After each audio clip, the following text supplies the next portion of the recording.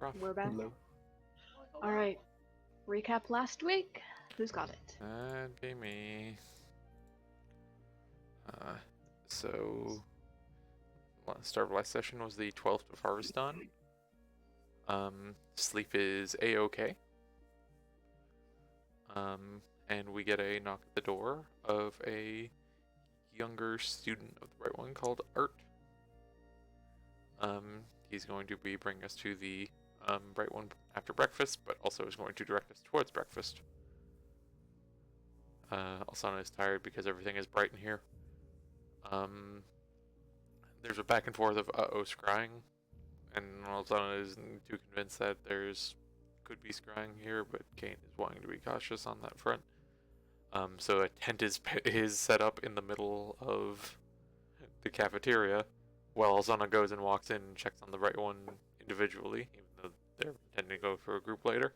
Basically, I ask, like, hey, there's scry protections here, and the answer is yes, and she goes, okay, cool, and walks back. We have breakfast, and then we all go to the Bright One, and go to take the offer on fighting his shadow rival. Apparently it is Living Shadow.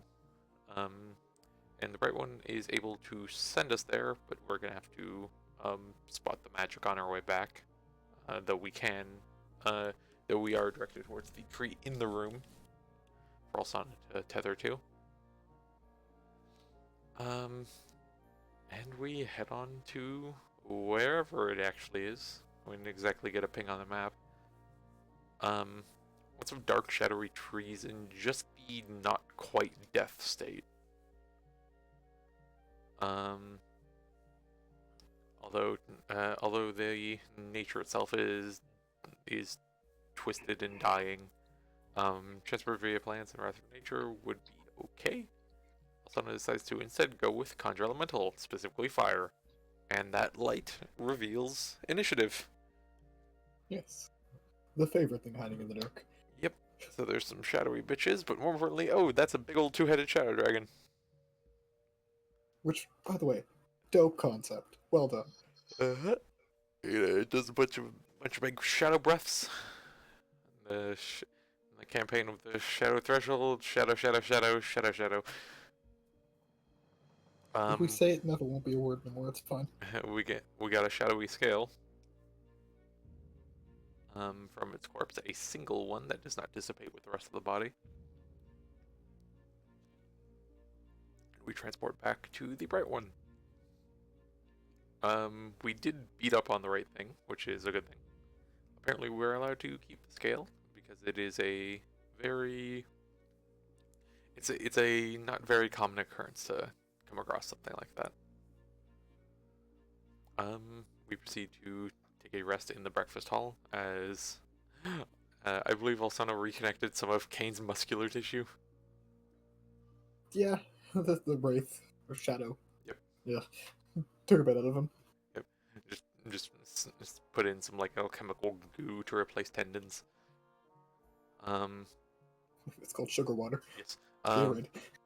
We then head back to the Bright One, who is sitting ready to give us the reward for our Shadow Dragon sundering.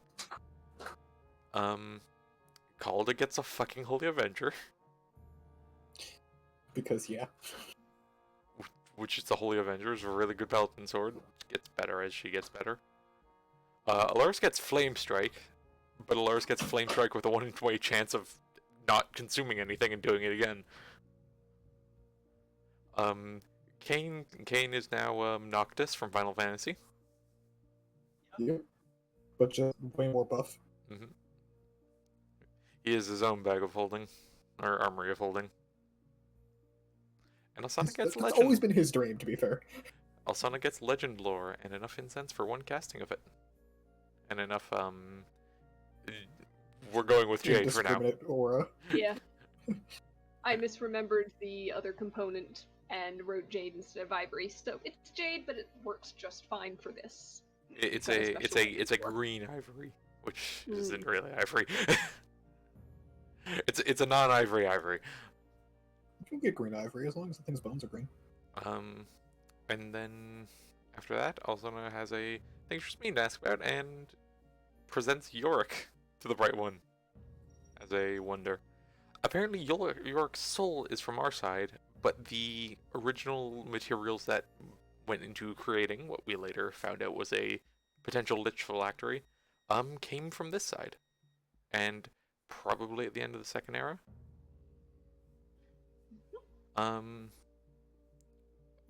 Yorick has apparently, as an interesting note, apparently Yorick has never lied to Alsana.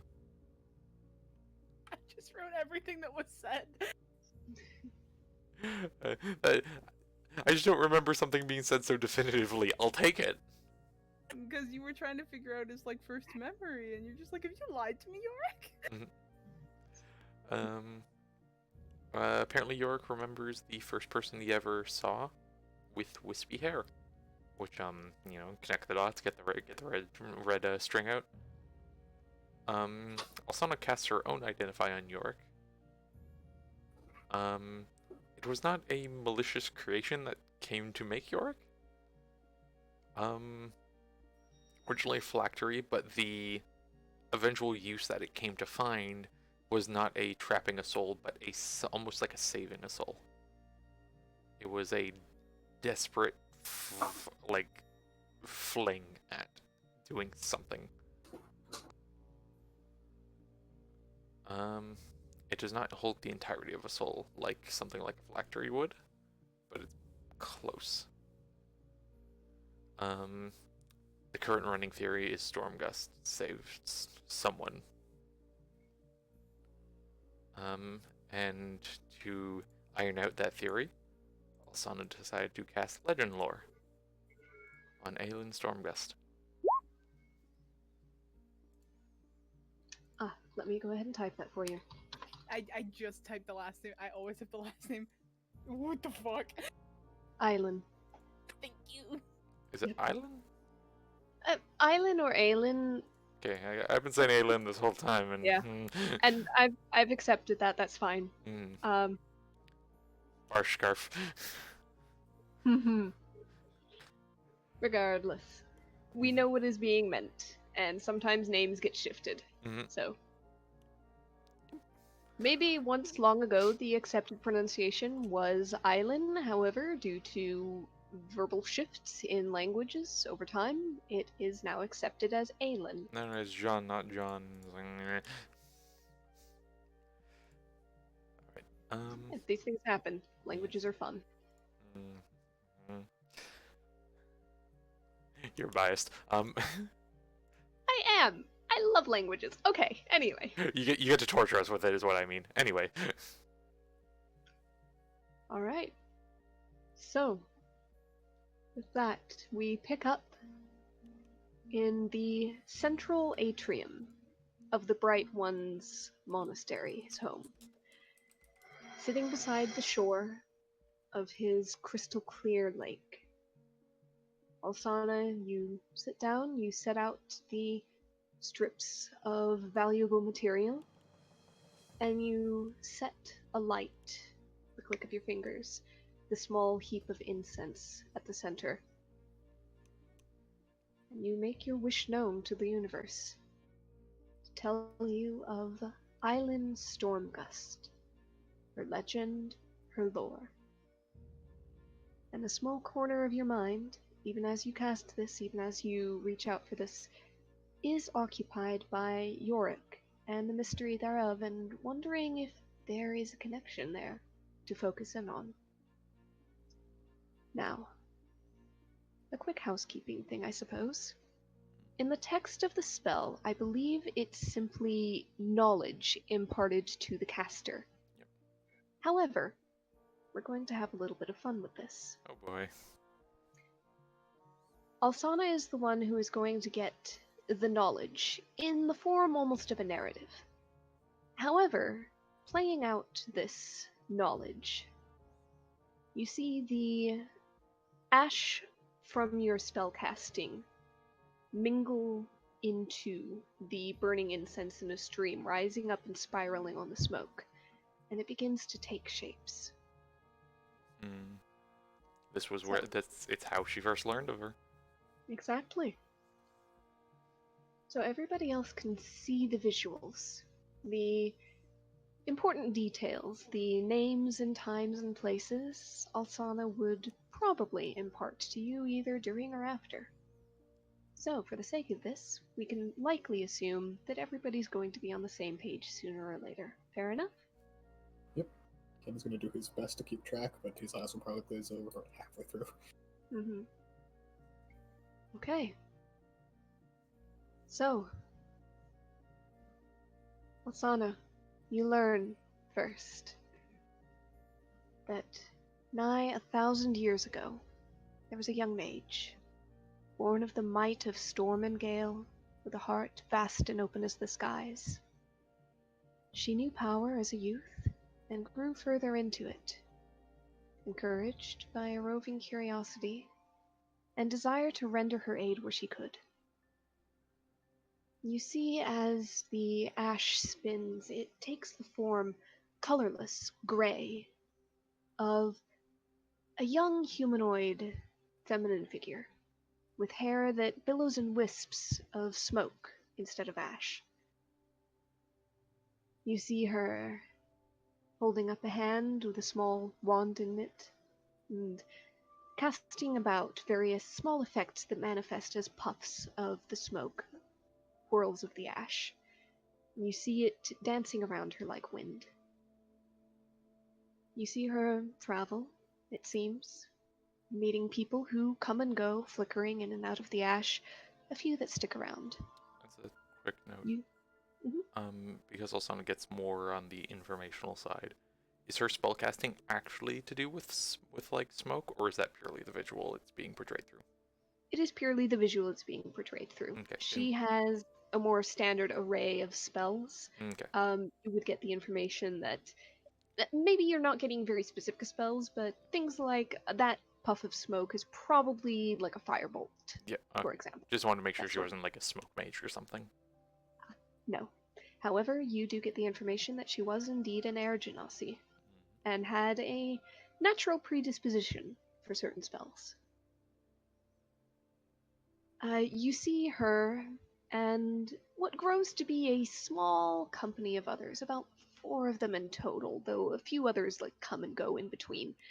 Go on various adventures, it seems, dancing through the smoke, shifting from one to another as you learn that they fought and slew an Etin matriarch in Wistman's Wood once, conquered a Cambion who held Bordel in his grasp, ruling it as a tyrant, and for a long time actually resisted the rule of Vaestrin, entrenched the Green Dragon of Azora.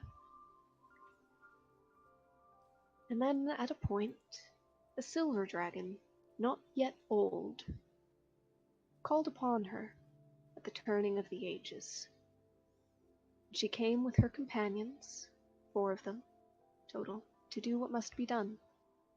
As you see the ashes briefly form a facade of what was likely Threshold. You can see some of the familiar shapes of the buildings, though it seems a little smaller. Maybe a few renovations happened in the intervening centuries. And you see her meet with a ashy representation of what might be a younger Miashka Kladu. Does he have a goatee? The fins on his face do form a little bit of a peak at the chin. No gnome form? The ash represents it as truth. Okay. He was a dragon, whatever his form was at the time. You see them apparently speaking with each other.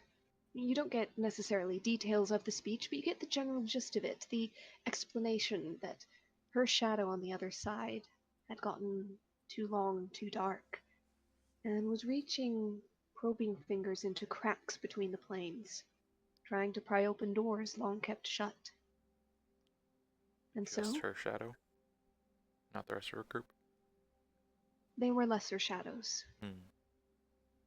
Hers was the main problem at that time. She was permitted to take her companions along with her, and they all crossed through the door.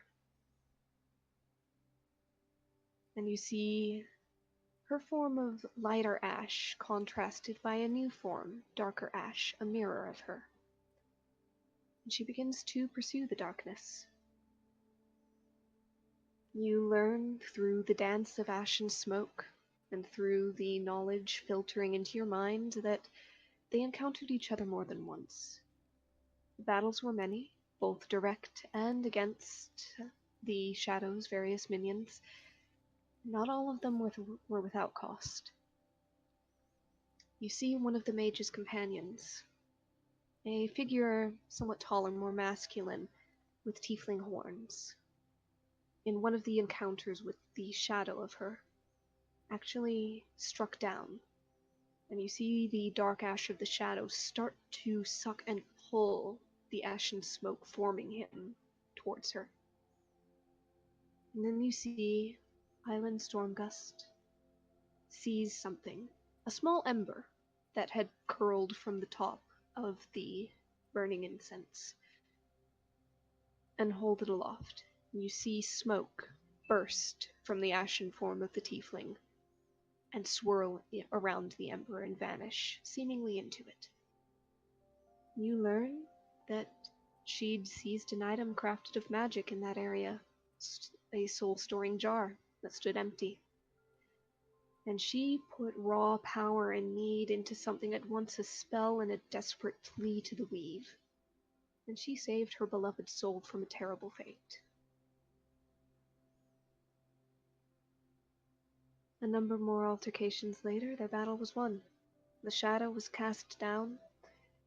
You see an ashen form, skeletal and robed, with a crow-like beak, reach out a hand to grasp at the final wisps of this shadow's soul, a representation perhaps of Xanthus. But as he grasped, one of the wisps slips through his fingers. It darts away, and then vanishes into nothing. In victory, but still in sorrow, the mage and her two remaining companions return to their home, her still cradling that little ember. They searched, and after a time they found the power to return the captured soul to a new form,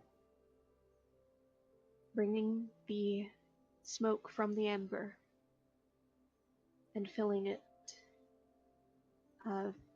inserting it into a new form of ash. You see the tiefling return and embrace her, and she let the ember fall from her hands.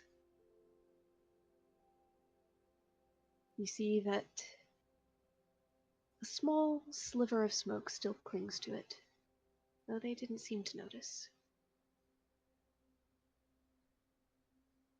After a time, the Dragon Emperor of Aestrin proved too greedy, too powerful, too demanding for them to overlook any longer. But they'd grown strong during their time on the other side and leading up to it. And this time they did more than just resist him. They slew Vaestrin the Great.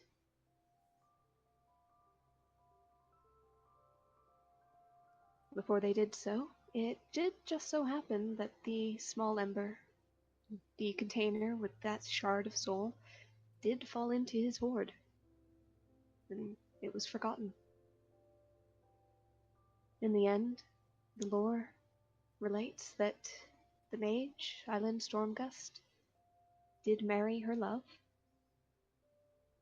and spent her life in curiosity and study and aid, creating spells, traveling her homelands, remaining there until the end of her days, passing 100 years since her birth, and returning once more to the winds.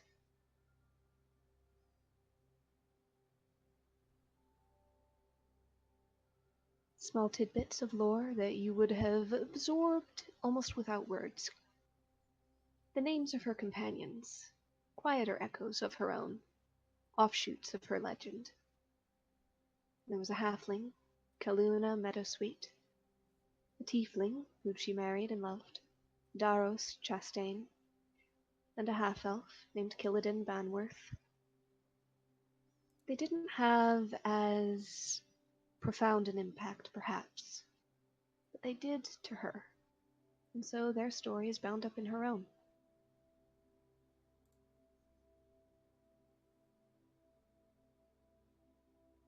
Also, Alsana, go ahead and give me a quick, let's say it's an investigation check, because it's picking up on a detail and also making connections inside your own mind. Okay. 21. Okay. There is a point during various small flashing depictions of the end of Island's life, the continuation, let's say, after her adventures, where you see her and Daros basically going about their lives, and for an instant you think you recognize the facade of a building that they are standing near. It's here and gone again in ash, but it looks familiar. You think that's the same shape of building as the location in the Glistening Forest. Yep. It's right around that area. Hmm.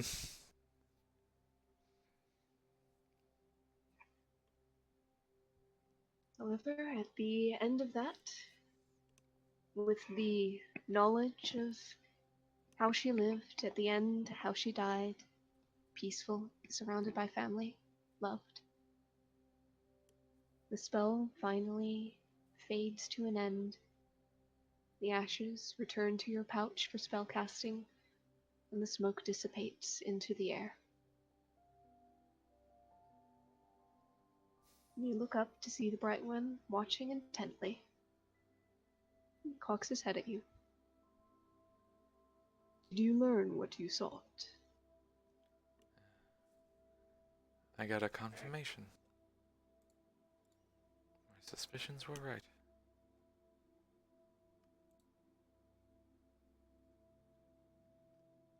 And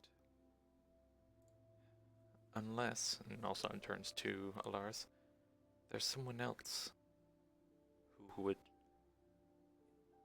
has the possibility of slipping through your patron's grasp. I think we have Our Lady.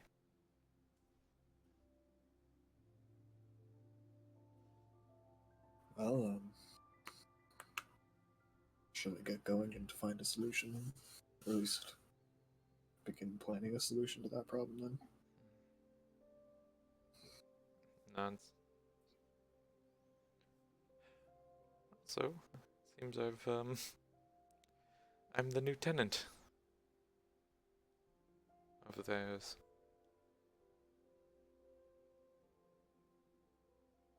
How did their key end up in a hag's possession? 900 years, who knows? She kinda pulls herself up. And I assume Yorick was out for most of this. Yorick was watching, and you might be able to relay to him what you did to the others. Yep, just looks down. Ringing any bells, dear? Not really.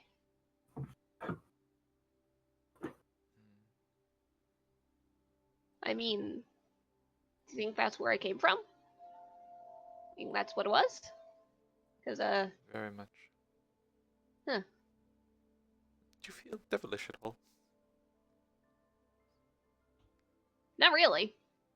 I mean, I like to think I've got a wicked good humor. Any ever think you should have horns? I don't know. What's that like? Honestly, I don't know what it's like to have a body. Unless you count the skull. She kind of picks Yorick up and turns into her fingers. Yes, that's I wonder if that's something we could remedy one day. I don't know. Would you care to? People do move around. Oh, sure. But, I don't know. I think this is kind of cozy. I don't know if I want to be in something as, big. No offense, but you guys look really ungainly.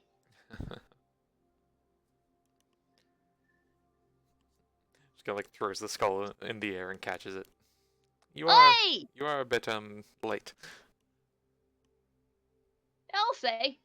Uh, Hey, don't do that again. Makes the room spin. That's supposed to getting to be drunk because you'll never get. Might as well enjoy it. You are quite elegant for simply an echo. Is that what being drunk is? Why would anybody do that? Yeah, that's a good question, actually. Helps you forget other things too, but you seem to forget a lot, so you don't need that. I guess. And do you hold any affections or aspirations or anything outside of riddles and jokes? Eh. I mean, if you could make me, like, move around on my own, that'd be neat. What would you do then, I don't know. other than a little dance? Well, I could follow you around. I don't need to be, like, in a little pouch or hanging off a belt anymore. Mm-hmm.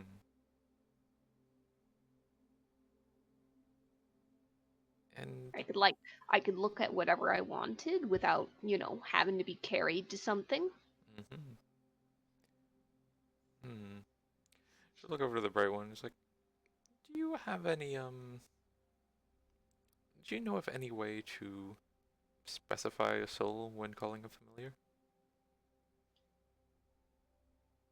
The bright one blinks a little. I know some people often get returns. Familiars tend to be those of higher planes and powers. Celestials, Fae. Even those of the lower.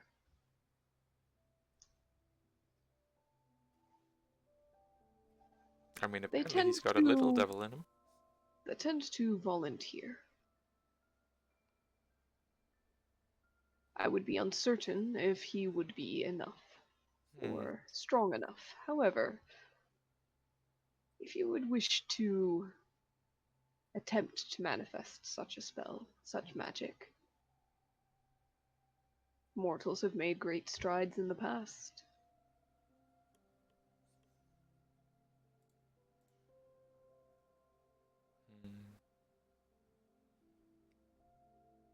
Just kind of turns the skull in her hands.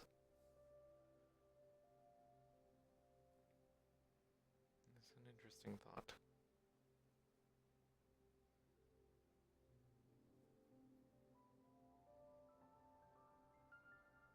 What about a magic item?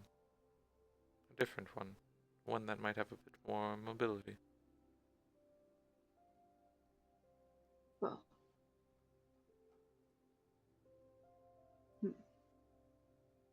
I would say that there is potentially risk if you are thinking of transporting the soul, or the shard thereof.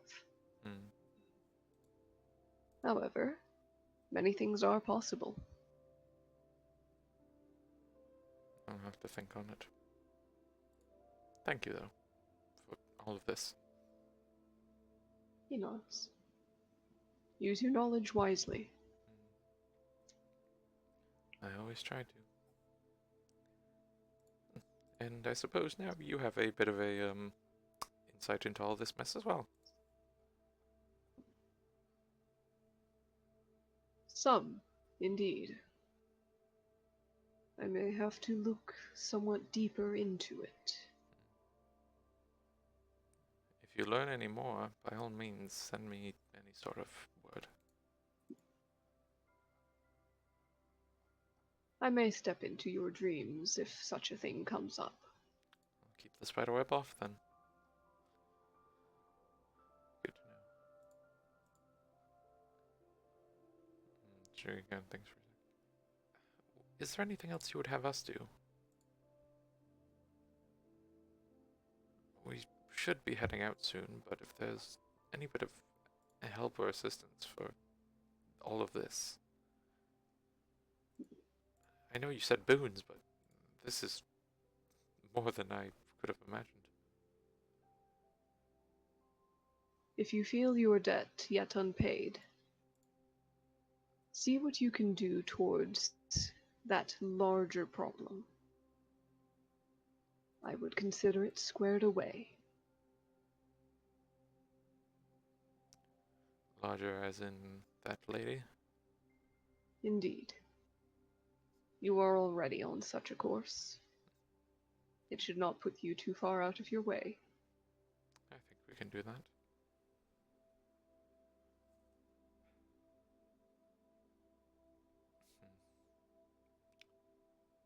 In that case, get what rest you need. I will allow you transport when you are ready.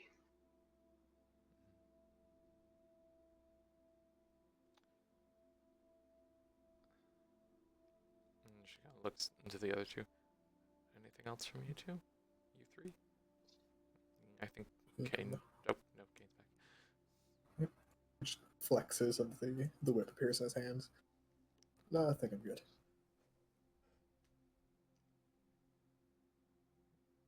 Calderas? Yes. We're set to head out for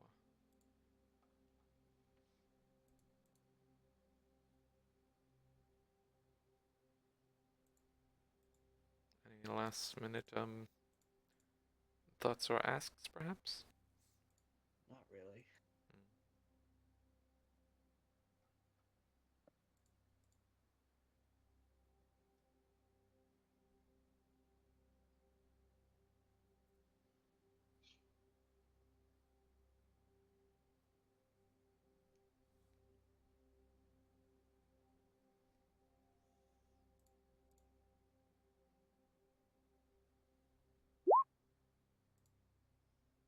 Okay, Calder asks, does every celestial being that exists and gives one power become something?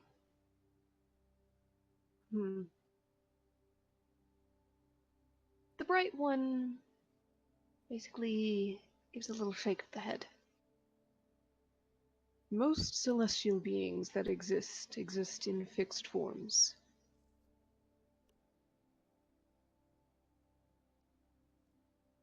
For a certain value of fixed, that is. I will never become anything other than what I am. I may wax and wane with my battles. On the other hand, if you are asking about celestial spirits who become familiars, such as that small one on your shoulder, they too have their place in the order of things.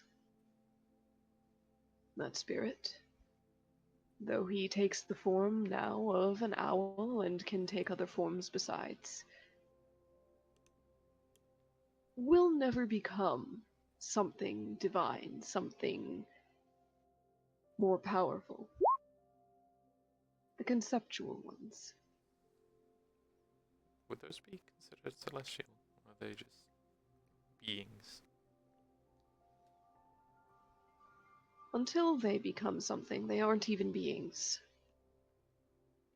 And no, not every concept is inevitably fated to become something more.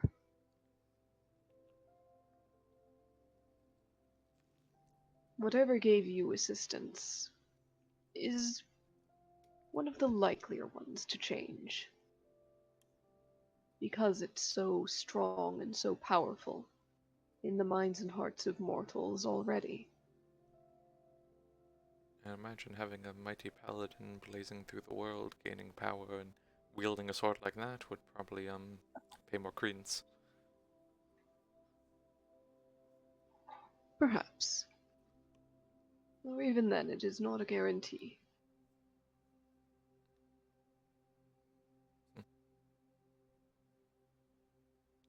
I'll be happy to welcome them when they do come. If they do come. We shall see.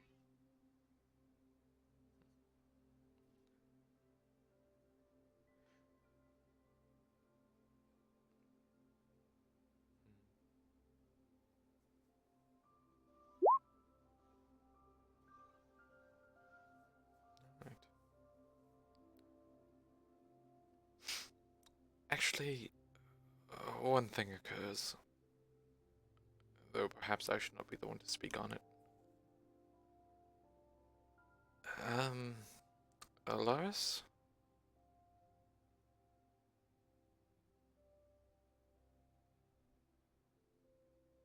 Alaris? John.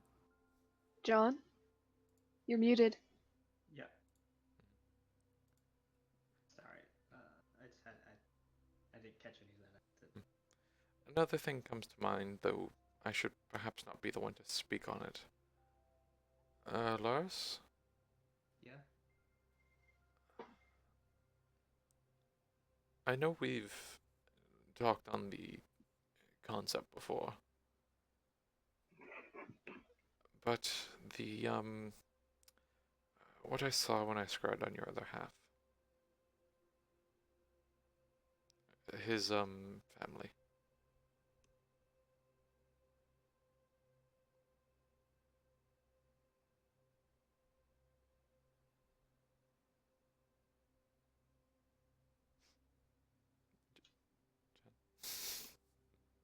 John?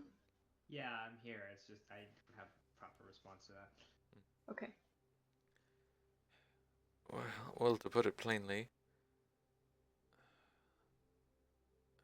do you know anything about reversing vampirism, Bright One?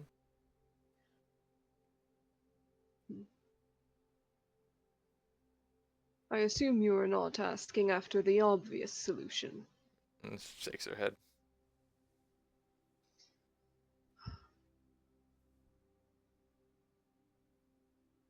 The largest point of trouble is that the reversal of undeath is death, not life.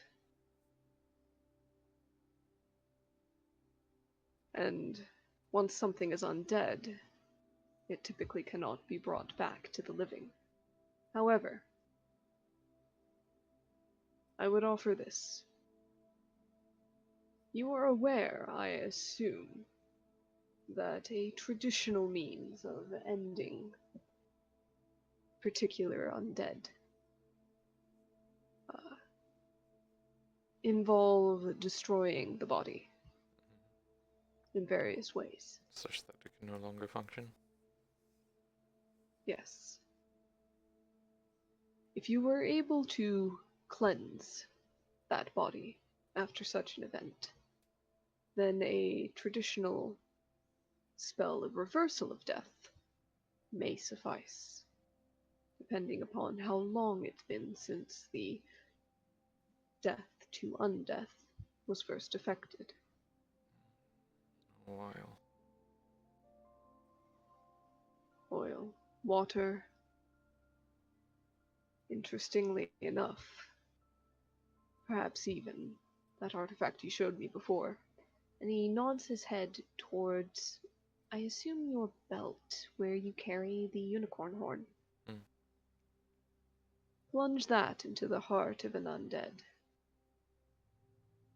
It will end their curse of undeath, but it will not bring them back to life immediately. That will depend upon any magics you may have. Alternatively, craft a spell. Mortals have done so before. I would like to do that with many, but we find ourselves with only so many hours in the day.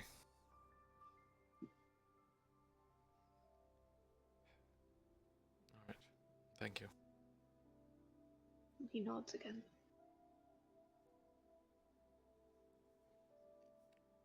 Well,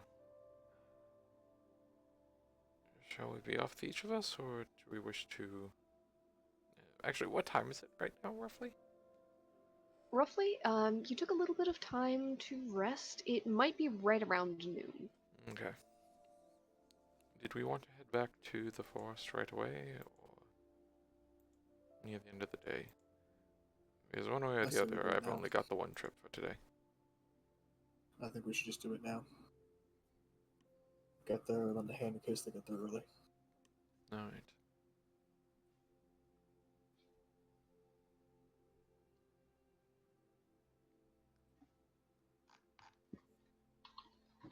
So it does also. We could go there to keep an eye out, but additionally, if there was ever going to be a time we are going to be looked in on more than ever,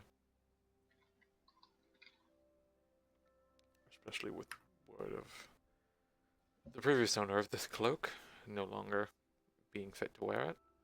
Gestures to Alaris. Well, we've already been seen there once. Let's just go back to that same room and wait. I'm not gonna be foolish enough to have us go walking around.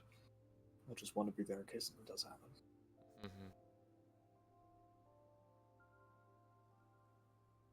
That too. We use some abilities in that fight, but not everything. Okay. Also, I just like glances around the room. Well, if this is the last we see of this place for a bit, it's been a real honor. Had a good Brightwood time. nods again. And more delicately than you might expect of a creature of his size, he steps away from the tree on the island at the center of his small pond and gestures towards it, inviting for you to use that tree as your portal to wherever you would wish to go.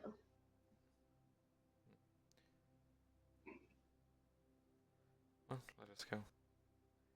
And give the old man on up top and Theodora a little rabbit our regards.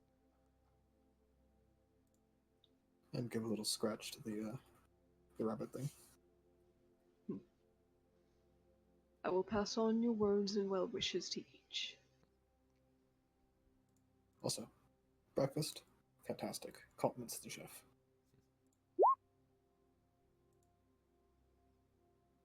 Give our next He blinks. I will inform my students that such a request was made. However, they tend to look after their own nutrition. Right. Well, until next we meet. And I will give Brachil your regards. And she drags a finger down the tree. Godspeed your way. The tree splits open, and you swear you can just smell the deep forest on the other side. Loam and trees and leaves just starting to fall. You head through one after another, and you step into the heavily shadowed, dappled thickets of that massive wood. And the bustle of activity that pauses briefly when you emerge, a little bit of caution in some movements, but as they see that it is the four of you, there is a recognition. One or two might still keep an eye out, just in case, but you pass through without any trouble or harm. Hello, hi, us, just us. Also, I would drop them off in the tree closest to the warden's room. Mm-hmm.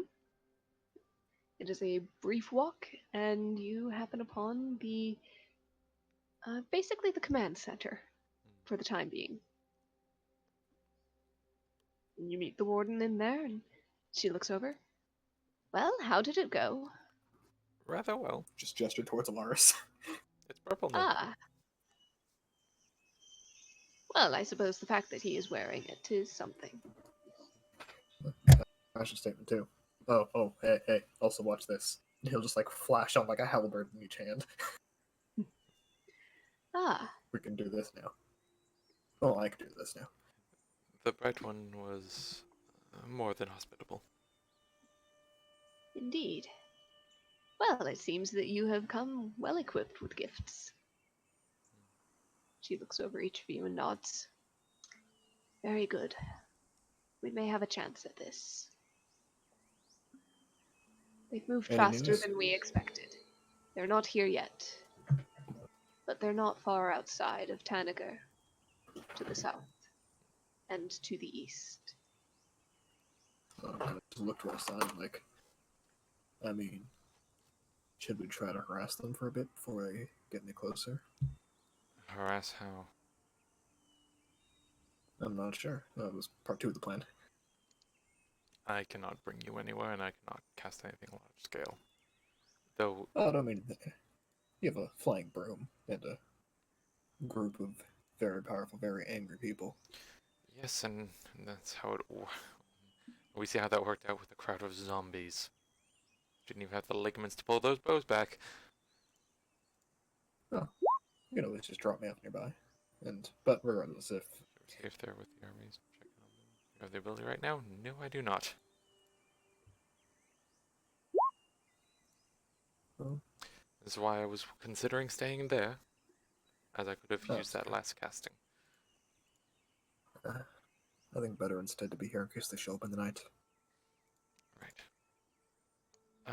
Additionally, if it factors into any of your plans there, Warden, I may have recently scraped the surface on the next tier of ability for us, for my magics. If you need the, weather shifted, or the earth removed. Don't you worry about the weather, dear. I have that covered, should it come to it. Oh, there's more than one of them. Oh no. Just, if there's any other positions that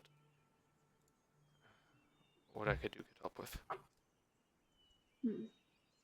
Perhaps. We can discuss as we continue our plans. The rest of you, would you be willing and amenable to helping with various final traps and last-minute preparations? We should Areas? stay out of dangerous scrying range. Don't want to put your well-laid plans out of commission too. Well, on the outskirts, it shouldn't matter too much. If they see one tree, it's an easy way to get in here. Behind enemy lines, you know? We can set up a few protections. We won't be abandoning this place or leaving it easy pickings. For now, though. Do you have an expected avenue of attack from them? Like a part of the forest you think they'll come in through? There are certain paths that are easier to take from the edges, hunting trails that are commonly used and well worn because of it. Most of those are closest to Tanagar. If they do not want to forge through underbrush at the edges, they will take those. Beyond that, however, once it grows large and clears up somewhat, it's any route. We are encircling the area, more or less at random. To that end, I would ask that none of you wander the forest too freely. Take a guide with you. We'd hate to have you fall into one of the traps that we've been setting. Good to know. I don't think we'll be doing too much wandering today. Oh, I'm gonna ask the U's. I think you have the best wisdom here. The closest connection to this forest. We're most useful. You know that we have resilience past probably anyone else here as a collective. Where are we most fit to fight? Do you want us in the front lines to blunt their weapon, or in the back for if they get through?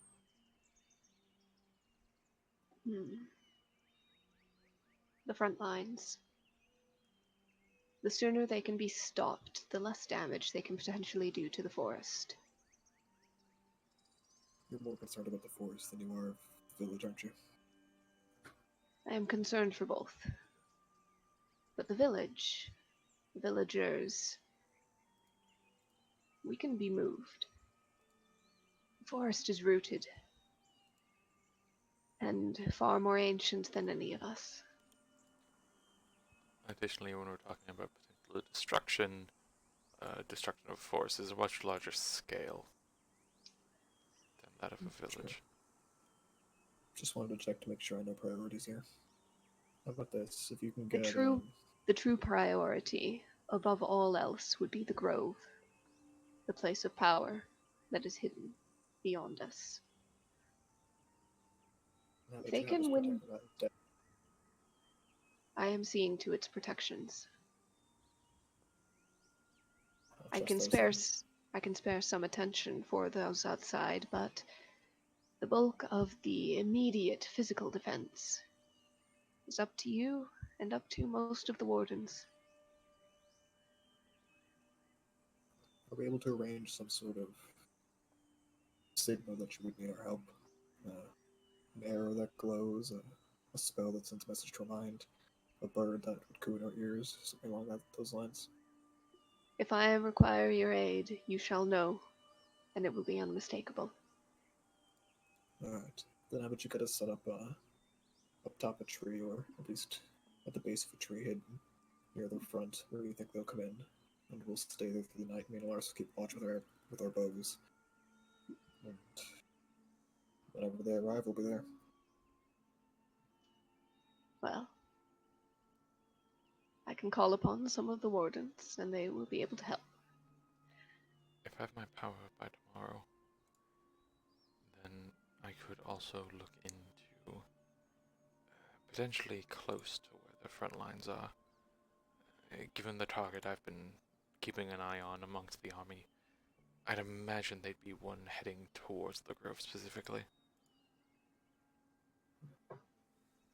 And hopefully we can get them before they even enter the forest. But To that end, we could if also not- appear in front of them. Exactly.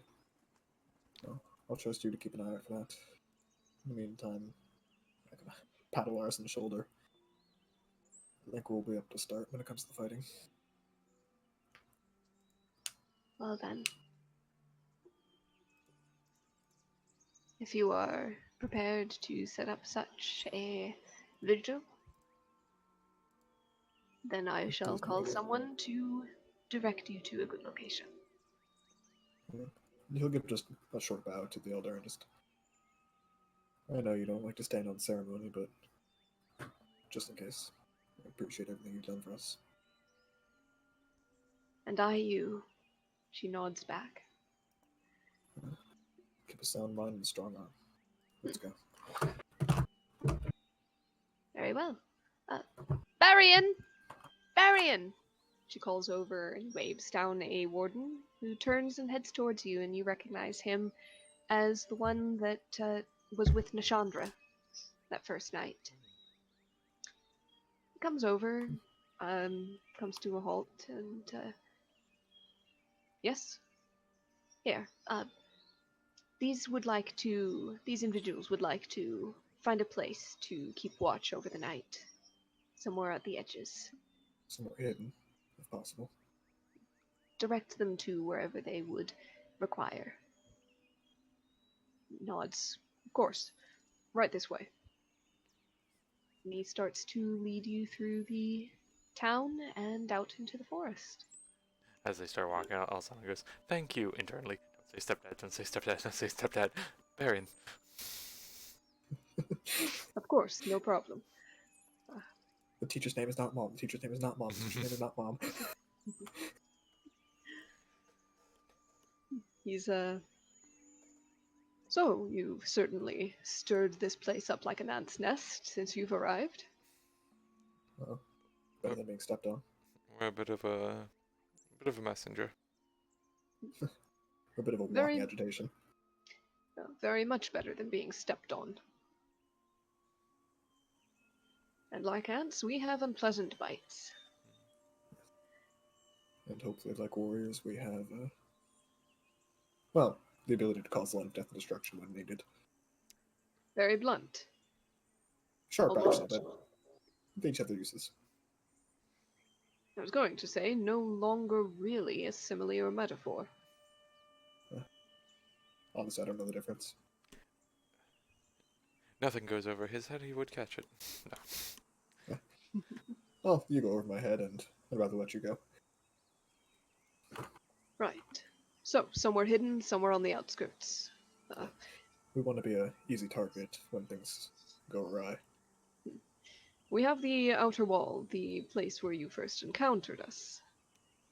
If you wish for something beyond even that, I could guide you further. We've been setting up various defenses beyond. We. Probably the Is the other one we ran into as well there? Oh, of course. Well, she is somewhere.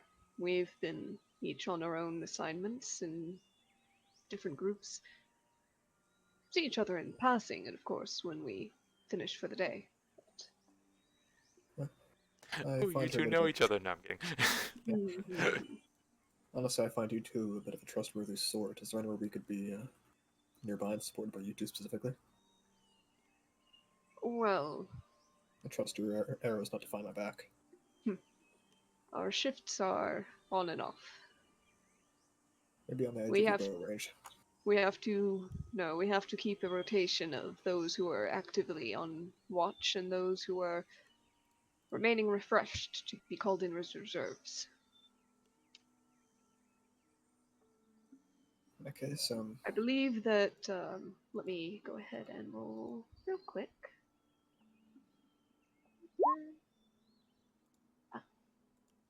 I believe that we are both scheduled to be on watch tomorrow night, but in reserve for tonight. alright. As a note too, although I doubt there's much injuries rolling in right now. I am trained in healing and magic.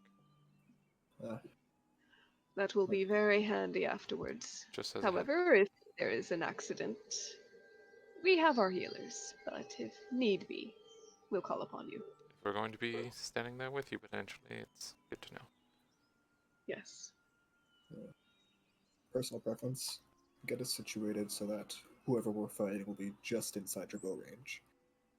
That way they can target us and we have you at our backs to thin the herd, as it were. If we have such a luxury, then we shall do our best to be clever about it. He tries to make himself a brick wall, both tactically and personality-wise.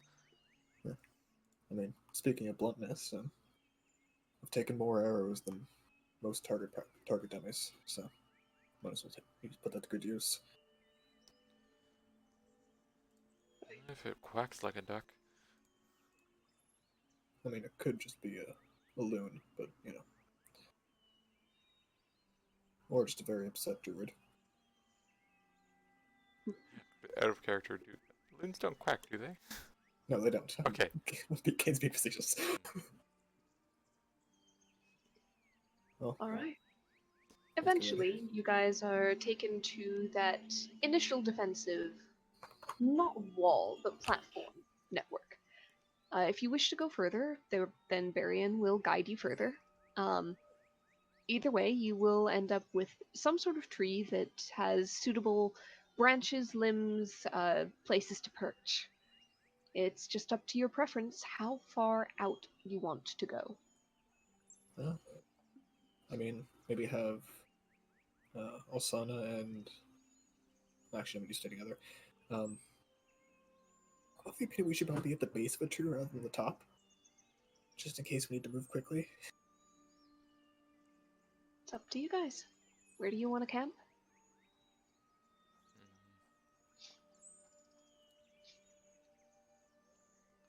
Because if we didn't have to stay all four of us together, I'd say put Alaris and Alsan at the top of one and me and Cold at the bottom. But if we had to stay together, yeah, let's just stay at the base of a tree, maybe just outside that like first layer, like 30, 40 feet if that's possible. Alzana could stay in the tree though, with her broom and her wild shape. Scrying, trying to keep safe at it.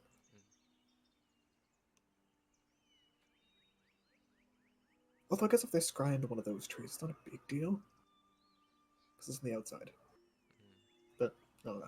Moreover, Not like, sure. at worst, what, they just appear there and then we fight them? That's what we want. Oh, my biggest concern is Kane, or Mirror Kane, appears directly behind Osana. So, base of a tree, all four of us, and we all just kind of keep watch with Mori up in the tree. I think so. Alright. Alright. Well, once we set up there, I'm basically going to make the back wall of the tree, like the that we're leaning up against. Just gonna cover that in a cloth because, like, I mean, technically we can't say a tree now, right? Okay. So you're gonna do a little bit of camouflage work on your tent, on your camp area, just a bit. Yeah, Is that what I'm basically. hearing? Okay. Also, were you guys wanting to set up where the defensive platforms are and the trees between those, or do you want to go out to more general forest area and a tree there? I think, Somewhere like, we're gonna have support of other people, basically. yeah, like a few hundred feet ahead of those platforms. Where they- Okay. maybe close to 100, so just longbows can still reach. Yeah. All right. Just whatever's reasonable. I don't know what the map looks like. Um, not like that. Whatever you think is most suitable. I basically just want to be within bow range of support if we need to, but that we're You know the what? melee focus. All right. I'll say that somewhere around there you might be. Okay. Yeah. So, short bow, longbow. If you bring it around 50 feet, you'll be reasonably assured that most ranged weapons would be able to reach that far. Perfect. Thrown ones with a 60-foot long range would be a disadvantage, mechanically speaking, but for the most part, any sort of bow and arrow, crossbow, whatever. And they mostly seem to favor bow and arrow easily within range. As I believe that a lot of short ranges for those tend to start at around 80 feet, if I recall correctly. Maybe Yeah, 60. the shortest is the short bow, which is 80. Unless Yeah. you're talking, I think, the light, or the hand crossbow, which is 30. Okay, yeah. No hand crossbows around here. So, 80 feet if you want to make it really safe. 60 if you want to make it even safer, just in case anybody here has a spear or a javelin. Call it somewhere around 50, 60. Yeah, perfect. Okay. So you find a suitable tree. Varian makes sure to mark out, first guide you along the way. It's a little bit of a winding path. He doesn't take you in a straight line because he's pointing out, and over there we've dug a large pit trap, so avoid that region. Just walk where I am walking. And he points out various other hazards, both natural and seemingly natural, Yes. that surround your new camping area, so you'll be able to avoid them. He points out where you'll be able to get water if you need it in the night. He points out the safer paths to walk. And with all of that said, he'll make sure that you guys don't need anything else. If not, he'll say that he will see you if there is need. And if not, then tomorrow.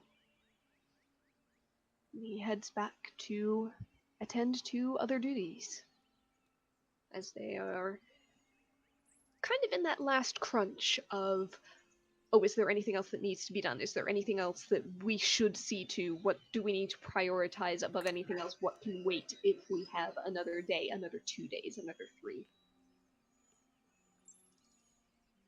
But you guys are left out in the relative peace of the woods. You can occasionally hear movement in the brush, in the trees themselves, various animals, occasionally a warden back behind you in the platforms moving about. But for the most part, it's actually pretty peaceful and quiet where you are. Is there anything else you guys would like to do with the afternoon or the Okay. evening other than keep watch? Kane's just going to be shifting his attunements a bit. Okay. You should have the time to do so, as it's several hours before sundown. Anybody else? Also, just go sit there and pull out York again and just. And you get Hey. riddles. Well, let me see. I think I've told you that one. I think I've told you that one too. I don't know. Do you know any? I think I've run out. You've run out. Well, a little bit. I didn't really get to learn a lot. You've had a lot of time to think them up, though. I mean, I might have a couple.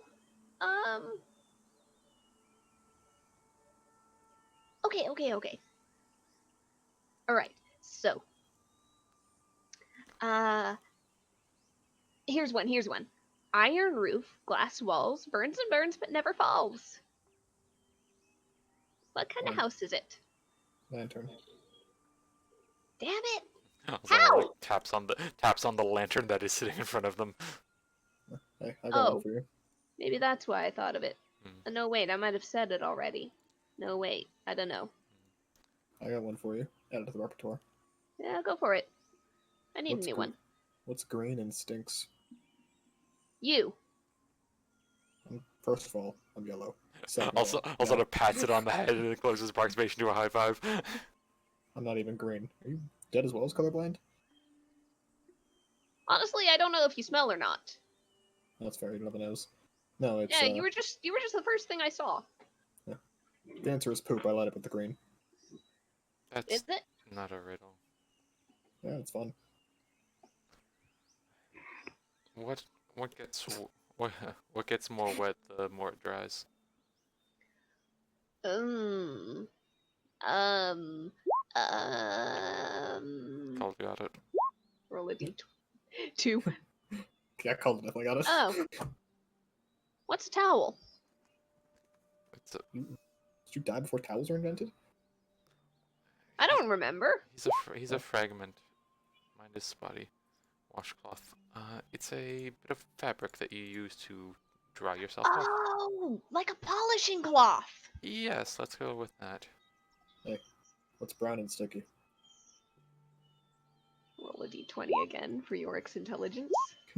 Nope. I feel like that should almost give him the answer. Uh-huh. Calder says a stick while Yorick is still hemming and hawing, and he completely misses it. And eventually he comes up with the answer to your first riddle. Is it poop? No, it's a stick. Really? Yeah, I've got no brown. idea. It's Really? brown and it's stickish, therefore sticky. Is that what that means? Can be. It's the Huh. word sticky is. Also gets into etymology for like 5 minutes. Yeah, it works better in Orcish. What has 4 fingers and a thumb but is not alive? And it's not undead either. A hand. Jesus. Yorick's got nothing. I mean, to be fair, he literally has an empty skull. So like, Oh my god. No riddles, head empty. Yeah. head empty, only contempt. A hand that's been cut off. Not quite. A glove. Oh, the hand is cut Oh. off, so that's technically correct. I should Didn't even rephrase think it. of that. I should rephrase it. What was never alive? Okay. I mean, is a hand alive, or is it just attached to something that's alive? The hint will be not a corpse either. Walk part of or the corpse. otherwise. I mean, I've seen some crawling hands before. What's a room with no corners? A lantern? I forgot to roll the d20. A A lantern? lantern? Jesus Christ. No wonder he has no new riddles. He can't Jesus. think right now. Yeah. Oh my god, this is impressive. Like in his main conscious, he's like, yeah, no, I don't remember any of that history stuff. But his subconscious is like doing backflips, but can't like talk to him. But also that was the same subconscious that did the riddles. Mhm. A He's a mushroom. hippocampus only. I'm gonna have to remember that one. I've got to try that one on someone. That one's good. I like that one. I like to imagine the mushroom heads be just like, do, and he gets bigger. Oh, these mushrooms are great. Hey, let's all do shrooms before a big fight.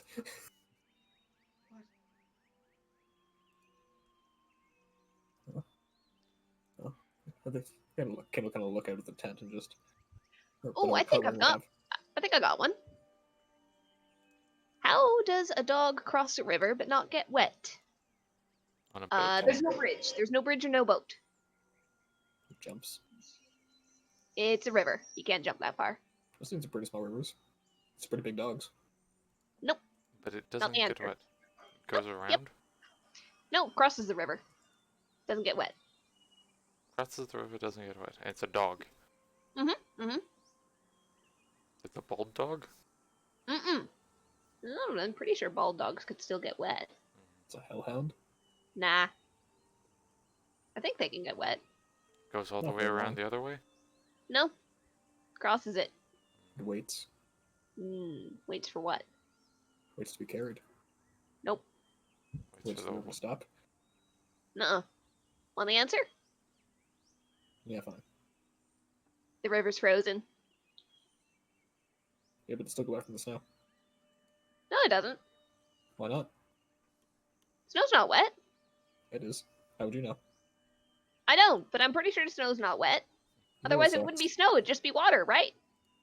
When it touches something, it becomes water. Or something alive, at least. It does? Yeah. Oh. Good riddle. Bad punchline. York, you're going... This is more for the rest of them. York, you might have trouble with this one. Ignoring the previous attempts. What can you not see when it's right in front of you? The truth. An 11. I know the answer. I'm not sure Yorick does. And so, yes, his DC was a bit higher because he doesn't have a nose. Ah! So, an invisible pixie. No. Although technically correct. An invisible person. Pixies are people? No, The they're wind. Fae. The wind. This is why the reason I said you might have problems with it is because you don't have one. A body? Part of it. Horns. Why couldn't you figure out how Kane smelled? Because I can't smell. Because Because I don't have a body. Oh, a nose! there he is. Or explain why you can't see it. You guys can't see your noses? If I try really hard, Prove it. Kane goes cross-eyed. Does that work? To A Alsana. little bit. A little bit. A little bit. Although would eyelids also technically be correct? Can't see them. Hold Why- on, Calder, can you not cross your eyes? Why can't hyenas hide well? I can't Smell. hyenas hide well. He knows the answer immediately. What is it, Ariel? I don't know, but Yorick does. Because they're spotted. Mm-hmm. Yep. Kane groans at that one. Faster, hotter, cold water. Yeah, I remember those hyenas. Sorry, what was it? Purple one? Which runs faster, hot or cold water? Runs faster, hot or cold water? What runs faster, hot or cold water? What runs faster? After a little bit, he might get the answer. Water doesn't That- run. Catch cold. What? Hot because you can catch a cold. Mm-hmm. That's a good one. That is a good one. Kane just decides and like, alright, Alaris, you just volunteered to take first watch. Good night. He'll just roll over. Alright.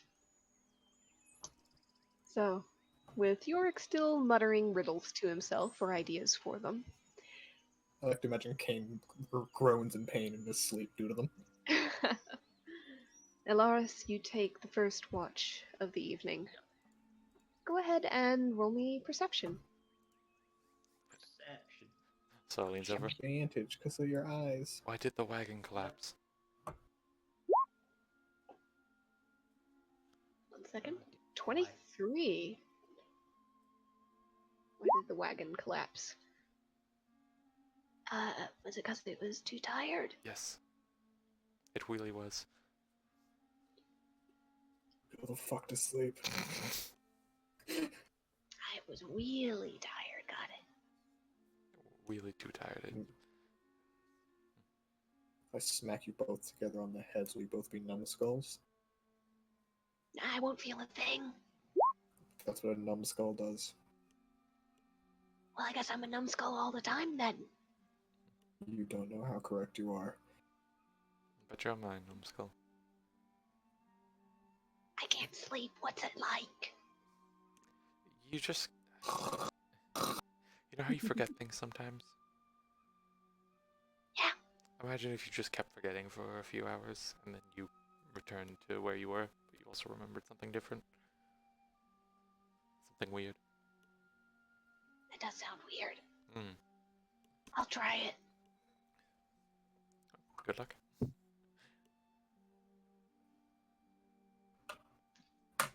Alright. Alaris, your watch passes largely without incident. Though at one point you do see a pair of gleaming eyes in the brush, but as tall up as you are, as high up as you are tall. They peer out at you, blink a couple of times, and then a large shadowy shape turns away and moves on, pacing carefully, you note, around the various pits and traps that were pointed out to you. A beast with intelligence enough to understand the concept of don't tread here, it's dangerous. Right. Who Doesn't do you quite wake fall up? through the Saturday morning cartoon pitfalls. Yeah. Yep. Who do you wake up for second watch?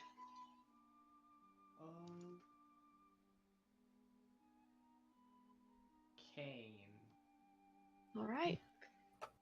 Kane, Just you go are first. awoken in the middle of the night. Hey. What's black and white and red all over?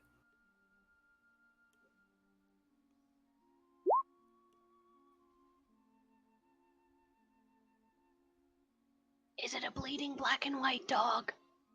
I was gonna say a zebra you shot with an arrow, but yeah. What's a zebra? It's a black and white horse.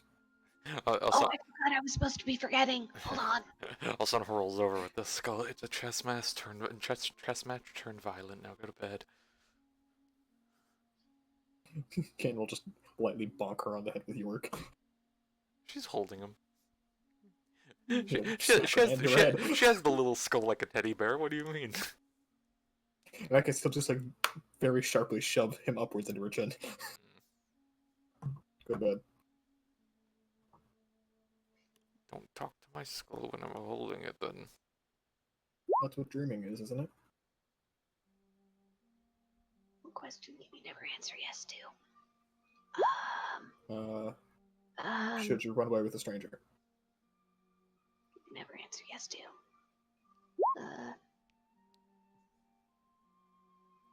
Good point. Are you asleep yet? Yes. I think I've forgotten some things. That's how it works, right?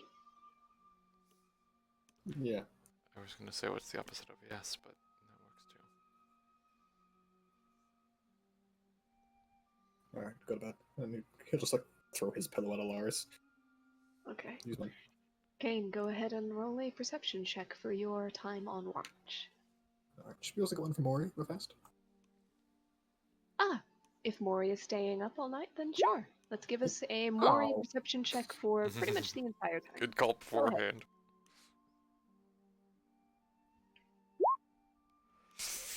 Oh! That's not good. Okay. Alright. Yep. Mori is kind of swooping around, but some of the scale of the force is throwing him off ever so There's a slightly. really juicy mouse. Mm-hmm. That too, and he starts to swoop before realizing the scale was all off, and that is a mouse bigger than he is, and he has abort, abort, abort! And you hear hooting and fluttering, and he almost crashes into a tree, and it just kind of throws him off for most of the night. Kane, you sit on watch, and pretty much you find yourself spinning towards every small rustle, straining your eyes at every shifting shadow. The wind blows through some of the leaves, and you find yourself jumping just a bit, because was that something? Was that someone? But it's something that sort of fatigues you after a time, being on such high-strung alert. After a while, you find your attention beginning to lapse, just out of tiredness. Perhaps you're not as perceptive as you normally would be on watch.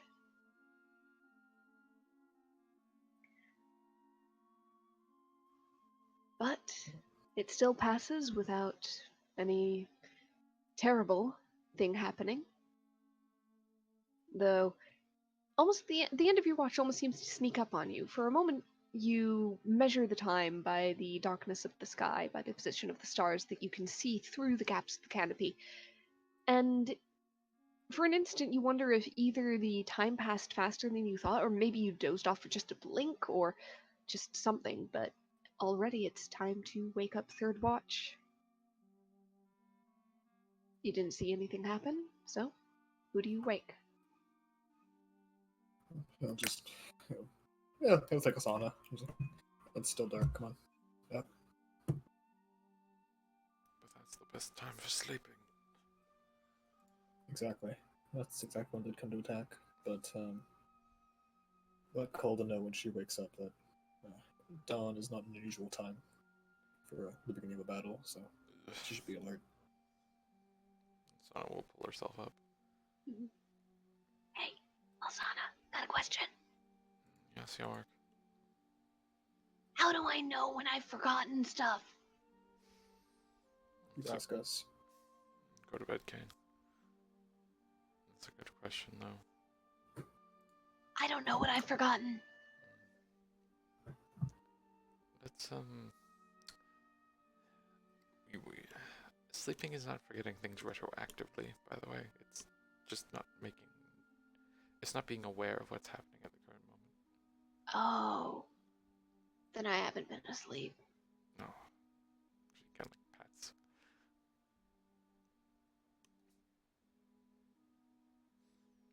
Did you remember anything in place of what you forgot? Nah. Might have come up with a new riddle, but I don't know about it. Well, give it a try.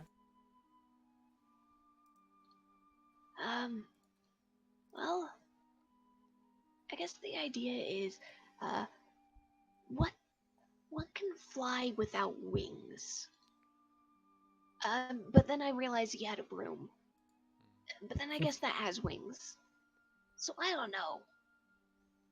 I thought it was really clever. Did you know what does fly without wings in your mind? Well, it's supposed to be time, because time flies, and I've been circling around that, but I don't know how to phrase it when, magic makes you fly without wings all the time.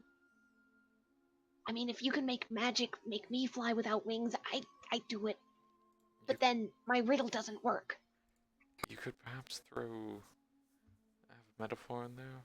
Something with a clock, perhaps? I could throw him at a tree and he'd fly without wings. You're going to bed. In bed.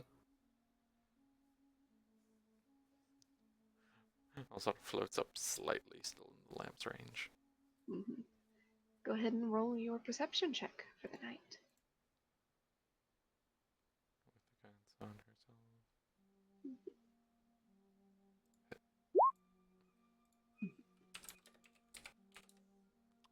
She is looking for fun wildlife along with threats.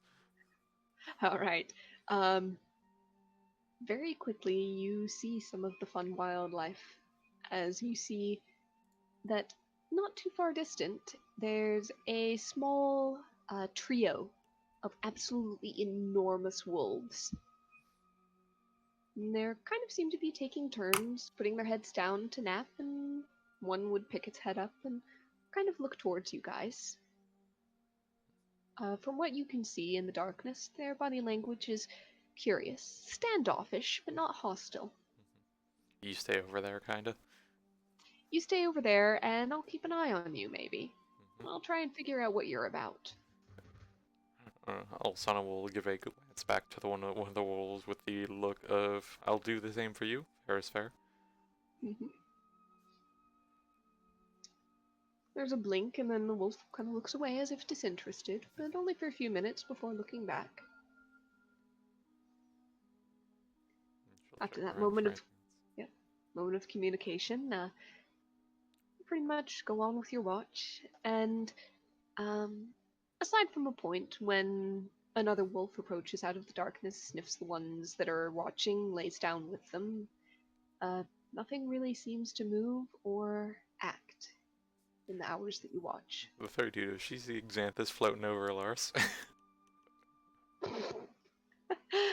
Elaris may have a very light haze over him, barely visible. Just a little shift in the shadows. Yeah, everything seems pretty much as normal. Perhaps a little bit tense, a little bit on guard. But no more than you would expect. Actually, you know what? She's just gonna give a quick check in the ethereal. One more perception check, please. Sure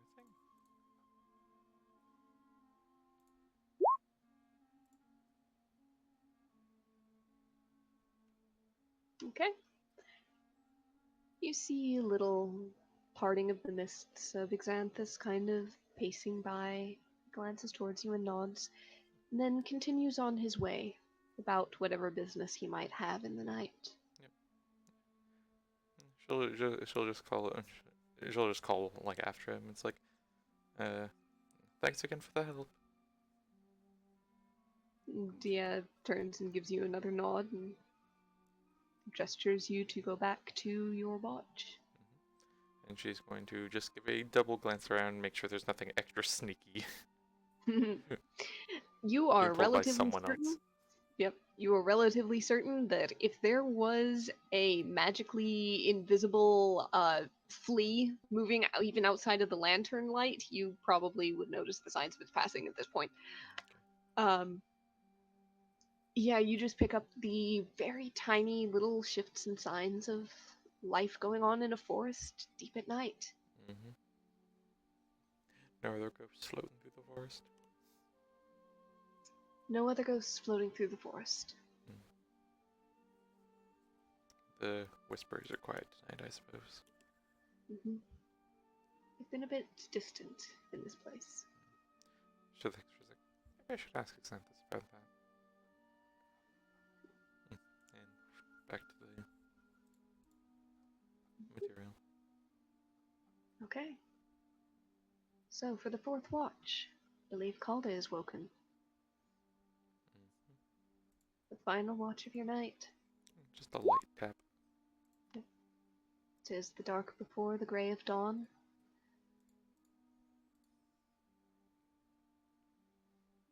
So, Calda, Mori has been... he's been trying.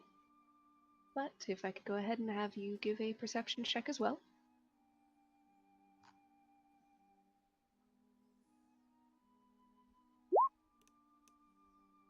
Okay.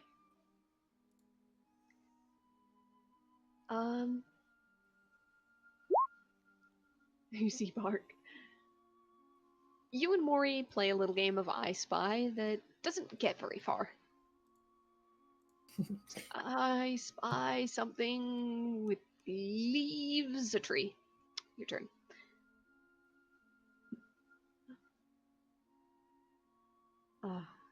But aside from that, a little diversion. Green grass. Yep.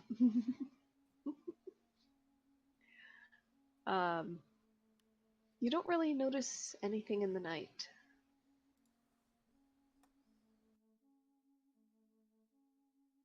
Until at about dawn.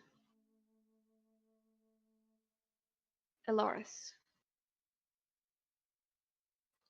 I need from you, real quick.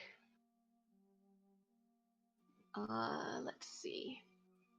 Yep, right around the break of dawn. Elaris, you start to dream again. It melts from that misty dreamscape that you are most familiar with to, once again, Walton. But the Walton that's abandoned. Worse than abandoned. Broken. Half burned away. The shattered remains of houses, walls left standing, doorways unsupported, listing to the side. And as you tread carefully through, you see, parting in the mists at the center of town, a gravestone. Not out in the cemetery where it should be, But in place of the well, it's not right, but it's what's there. You feel yourself drawn to it, and as you approach, you see on the headstone your own name.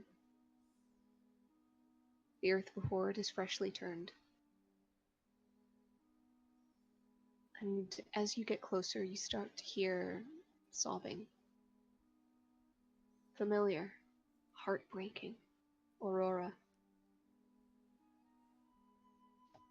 And the sobbing starts to peak into gasping breaths. You'll pay! You'll pay! You'll pay! You'll pay! And rising from the gravestone, an apparition, a ghostly figure, claws outstretched. Aurora's face shrieking, but drawn and haggard and monstrous. Give me a really quick wisdom saving throw. Called is in range. Cold is in range. Add 5 to it.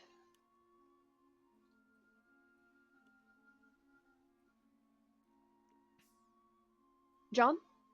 John, are you there? John? Yeah. Are you there?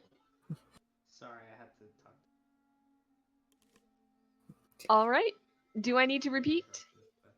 Yes. Okay. Ilaris, you dream. But as the mists of the dream part, you see Walton, broken and half destroyed. There are buildings shorn of their roofs, there are walls standing free, doorways and lintels listing to the side unsupported, ash coating the ground. And as you walk through this ruin and destruction, you see at the center of town where the well should be a single headstone. As you approach it, feeling drawn to it, you see carved upon it your name, Ilaris Tundrafist. And you begin to hear the sound of Aurora sobbing. It's distant at first, but as you cautiously step nearer through the dream, it grows louder. And it starts to break into gasps, and then a rising litany of words, swearing, "You'll pay, you'll pay." And just then, from the headstone bursts an apparition, both like and unlike Aurora herself. The features are gaunt, deathly, monstrous. Her hands are claws, and they stretch towards you as she shrieks forward. Could you give me a wisdom saving throw with a +5 from Calda? Hey, what saving throw? Wisdom. Okay.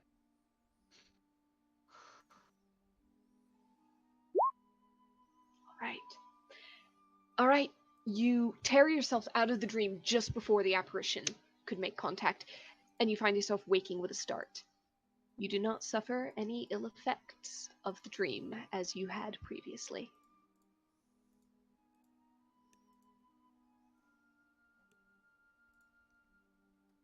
Imagine he still wakes with a start, though. Yeah, you are definitely awake, but you do gain all the benefits of a long rest, and you do not suffer any damage this time. Everyone else does as well. How loudly does Alaris wake up from that? John. There's like a.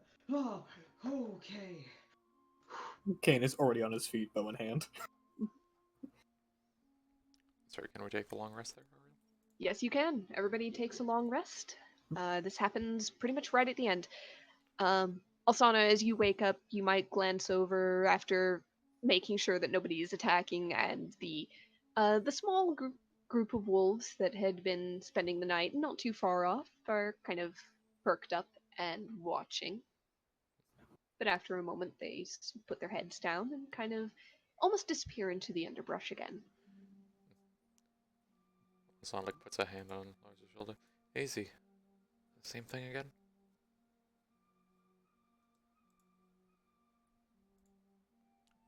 Is it that same magic, Lars?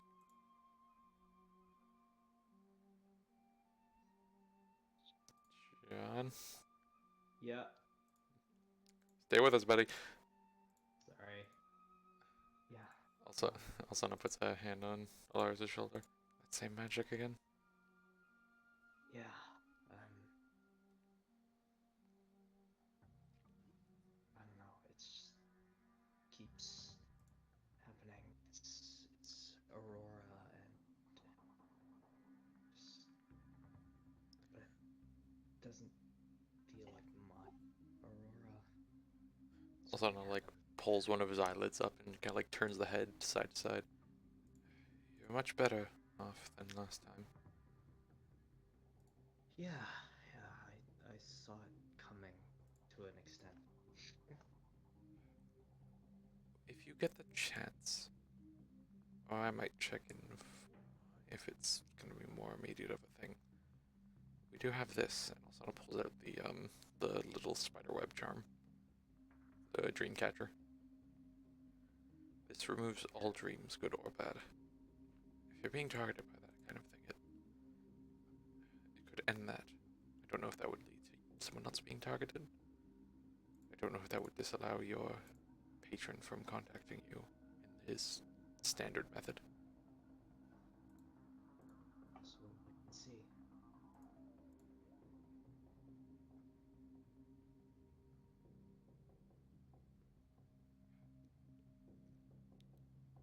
Perhaps if we can ask him if this Yeah. would work.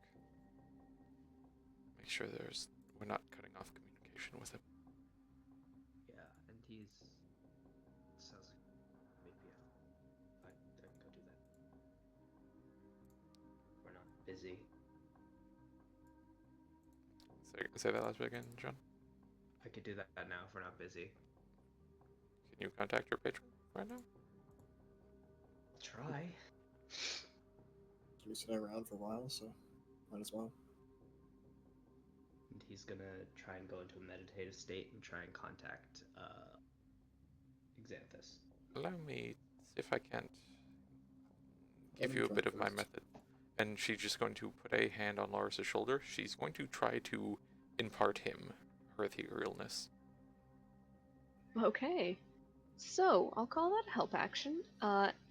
Elaris, go ahead and give me a charisma check with advantage. I don't know if she could guidance on top of that, but Roll me a quick wisdom check. Before. also, all right. Yeah. 23. Okay. I'll say that you can guidance on top of it. All right. Okay. So what kind of check am I making? Charisma check with advantage and guidance. Okay. I've got a speed dial here. What's you do? All right. Okay, 21. Go ahead and add the 25. All right. You settle down into a meditation. You haven't done this very often, but you find yourself sinking into it quicker than perhaps you'd expected. So much so that for an instant you wonder if you're actually just falling back asleep again. It was interrupted at the end, but then you find yourself opening your eyes to a misty version of this forest. You can just vaguely see the shadows of your friends around you, and you can see that they're still moving. Time isn't frozen. You can see Alsana crouching nearby, still feeding you some magic. There's a ghostly You can thumbs up. see, you can see Calda and Mori off to the side. Kane making you guys some breakfast between them. And you can see, kind of drifting through the mists in your direction, the form of your patron, dark in the silvery landscape. He stops in front of you, looks down that beaked mask, and says, "You called?" I suppose. You wouldn't happen to know about dreams I've been having, would you? The lights in the eyes behind the mask flicker, as if blinking. He cocks his head. Those nightmares would be more apt. Describe them. Well, this is a question to Ariel. This is sort of like an ethereal sort of thing. Mhm. Could I potentially conjure an image of what it could be?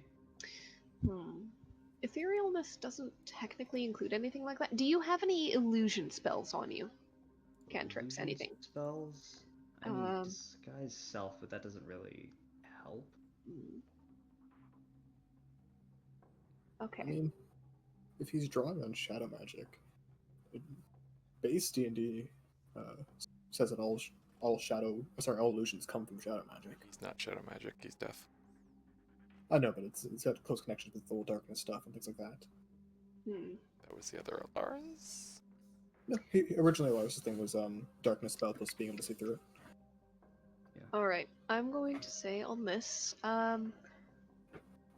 normally no. Go ahead and throw me another charisma check. No advantage, no guidance, just a raw one. Just to see if you can press your will upon the surrounding area. Okay. You kind of hold out a hand and try to cause the mist to take forms, take shapes. And for an instant, they kind of swirl in directions, seemingly at your behest, but they don't quite solidify. It's a bit like you're trying to work with clay that is more water than clay. You can't really get a grip on it. You can't really form anything solid out of it. So and A then 15 he'll was just go enough into to detail. push, but not enough to form. Yeah, so he'll just be like worth a shot, but he'll describe everything to Xanthus. Okay. Xanthus nods. My realm is not within dreams or nightmares. I contact you through yours, through our particular connection. Unfortunately, what you describe is magic that is beyond my command or control. I cannot make this stop for you.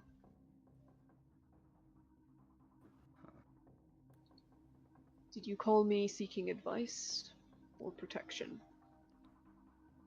Just as a quick reminder, Alsana did also ask to check if that anti-dream dream catcher would cut off contact to him. Yeah, I was gonna get to that. Yep, And sorry. he's just like, yeah, bit of both. Alsana, she's considering having me use a dream catcher, and she was wondering if that would cut off communication with you.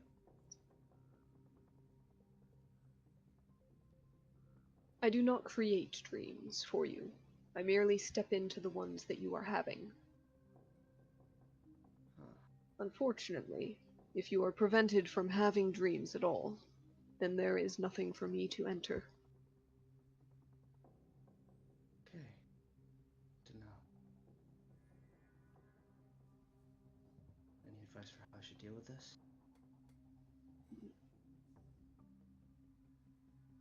The obvious would be to find the source. Cut that off, and they should cease.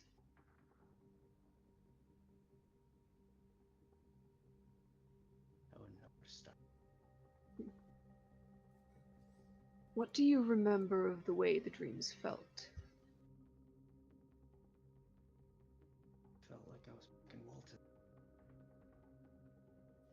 Well, distorted, altered. He nods. Go ahead and roll me something of a retroactive wisdom check. Wisdom check. Mhm. Okay. 13. There was a sense of familiarity there, but it was warped and distorted. And thinking on it, you don't think that the familiarity is completely your own, because so much of the images of Walton you were seeing were unfamiliar, thinking back.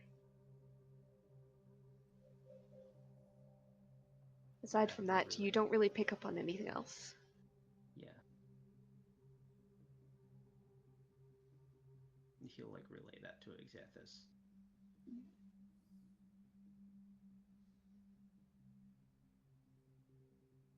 You dealt with your form, your shadow already, Yeah. your mirror. He cannot be the source. No. Unfortunately, I cannot ascertain whether any others were familiar with your hometown on this side. But you can be assured it is somebody on this side. I know of no power that can reach dreams across planes.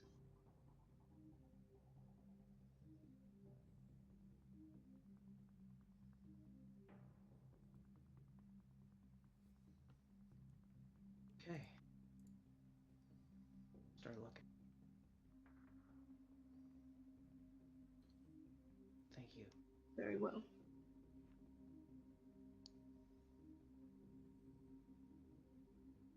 As for my part, I will continue to watch my realm. There have been disturbing movements on the edges of it. Nothing as great as when she interfered with the permanence of death. But I feel that they are probing for something. Yeah.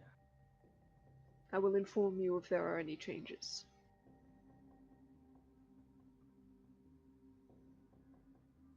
And with that, Xanthus turns, and if you do not stop him, drifts away through the mists. And you are free to open your eyes in reality if you so wish. He will. Kane, stop smoking. No. Sorry about that. It's the smoke from the bacon. I know you picked up some elven Cooking that tobacco, bacon a but little too long. Yeah, sorry. I was trying to contact Xanthus. Everybody give me a real quick perception check. Alright. Just real quick. Okay, Incidental. now I get a 19. Alright. 20. Nice. Fuck me! Woo. Alas, let's see that perception. Is everyone gonna kick my ass as soon as I get one? Just waiting for Ilaris. Yeah, and Mori. Oh, and Mori. Yep. Even Mori beat me! Perception? Perception. God damn it! That's 3 nat 20s! And a natural 19 on the owl. Oh my The fuck? Three God. natural 20s. For such a silly thing. Okay, as you're frying I see Xanthus again. No, as you're frying bacon, you all happen to look up, glance over, and you see every single giant wolf that's over on the rise nearby. Their heads are poking up, their ears are up, their noses are pointed towards your pan of bacon, and there's a little bit of drool dripping off a couple of maws. Kid just kind of looks over to them like, Yeah. you want to share? Kane, you're smoking bacon in the middle of a forest. I wouldn't recommend that. I was not smoking bacon, I was burning bacon. Incidentally, there's Yes, about you are burning bacon. there's about 6 wolf faces staring at you, no longer 4. Seems a couple of buddies showed up, but I reach into the bag and pull out a bunch of the food from the bag and it's like, Kane, Sure. I told you about those ones. Why? I don't think I have a choice at this point. You had a Come on. choice earlier on when you decided to start frying bacon while I was helping Alaris with the ethereal trance. I was hungry. is it okay to feed the By wildlife? the way, I think if I wind up gonna eat no matter by what the I way, do, and I just Lysana. put the food in front of them. yeah, Dreamcatcher will cut off contact. Right. Real quick. He stepped into the dreams. Yep. Alsana is going to take the black icicle and just like scoop up all the bacon out of the pan and fling it towards the wolves. Kind of spatters across the brush about 15-20 feet away, and there's Okay. a lot more interest. And a couple of heads duck down just out of sight, and after a moment you see a couple of very large bodies slinking towards the bacon. So it would cut off for you. At best we could continue trying this, but I don't think that would work as well.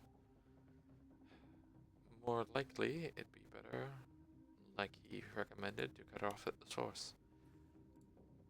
Yeah. If I had to throw out a theory, I think it's your other half's other half. My I think dearly beloved, then. I think it's mirror version of Aurora. Yeah.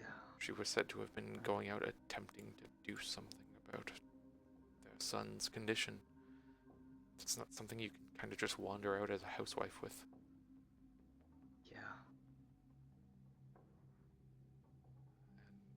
This one's gonna be tough. If she's for me that especially. enraged against you and you specifically, you'd be the target.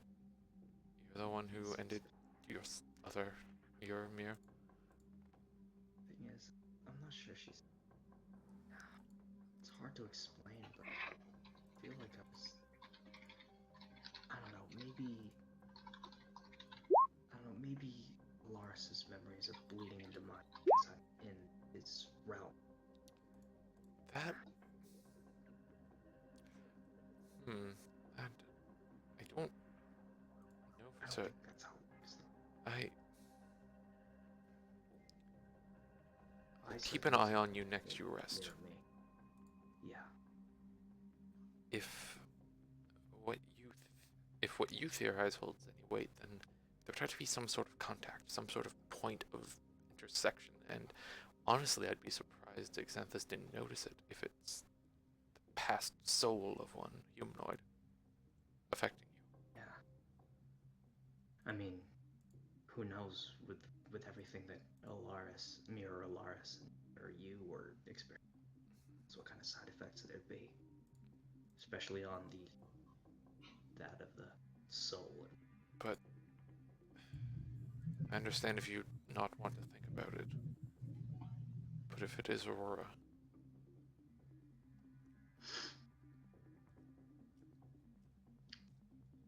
It'll be complicated, but there was both of my dreams of Walton. Be a place to start. if it is Walton, well, for one, we are a bit dug in right now. Yeah. But it would Yeah. have to be someone who's at least been to Walton, right? That Yeah. dream spell is the images are made by the caster. You were not casually dreaming of that place, I don't believe. Not twice in a row. No. At least not that version. So it has to be There's someone like from there. You understand why I have my suspicions then. But Yeah. maybe Alaris knew someone else there as well. Perhaps. Someone they recruited. Oh god, what if it's one of the kids I keep bothering? Is this the universe's retribution against me? Dream spells are not exactly like casting prestidigitation. Is a reasonably powerful spellcaster. Yes.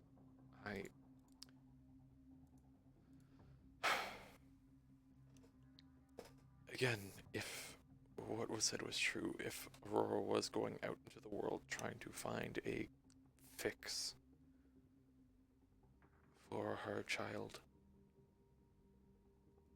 you'd have to be someone of somewhat competence to be able to simply decide to do that. It was stated to be her, not she was finding someone to figure it out. She was looking for it herself. It was a offhand comment, but oddly specific. I don't know. Yeah. I'd put her as prime suspect. Personally. And I might just look in on her. Because it was recent. Yeah.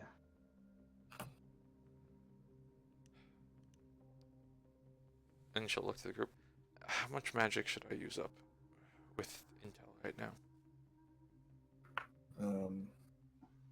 Is there any downside to waiting till tonight? Mainly the position to find them in.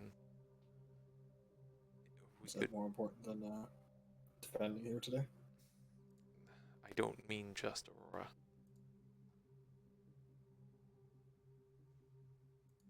Like I said, Potentially, I'll trust your judgment, but for our call, we only have a couple people that we know if we're here, right? say again. We only have a couple people who we know of that are going to be in this assaultive force, right? Right, and if I come across anything that could aid in the preparations of the elves, then that's better sooner. I say keep the one in reserve for Wonder maybe a quick escape if extremely we need interested. to. Let's transfer. Just tempt myself for also to see their locations. That as well. My want was to do first. I don't remember the kid's name again. The cultist kid in the army. Osborne. Osborne. Yeah, my first one was going to be on Osborne. Because it was, the conversation said, it's led me to very much believe that he's going to be part of the team going for the shrine. Like he's not going to be part of like the upfront distraction or anything. And it's possible we could come across one or both of the mirrors.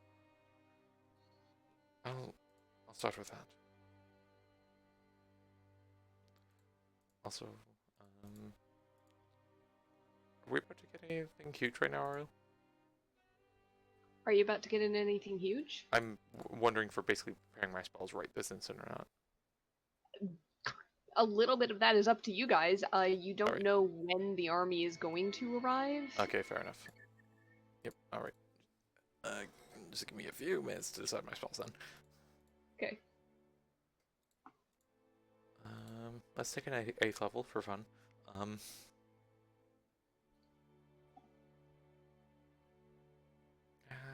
Is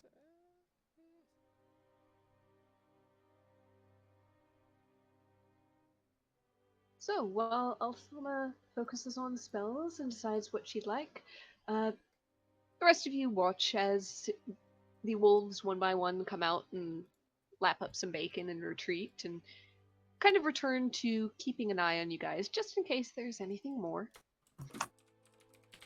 See what you've done. But fed some very good boys.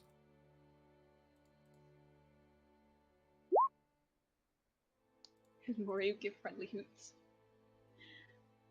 I will toss a berry up to Mori.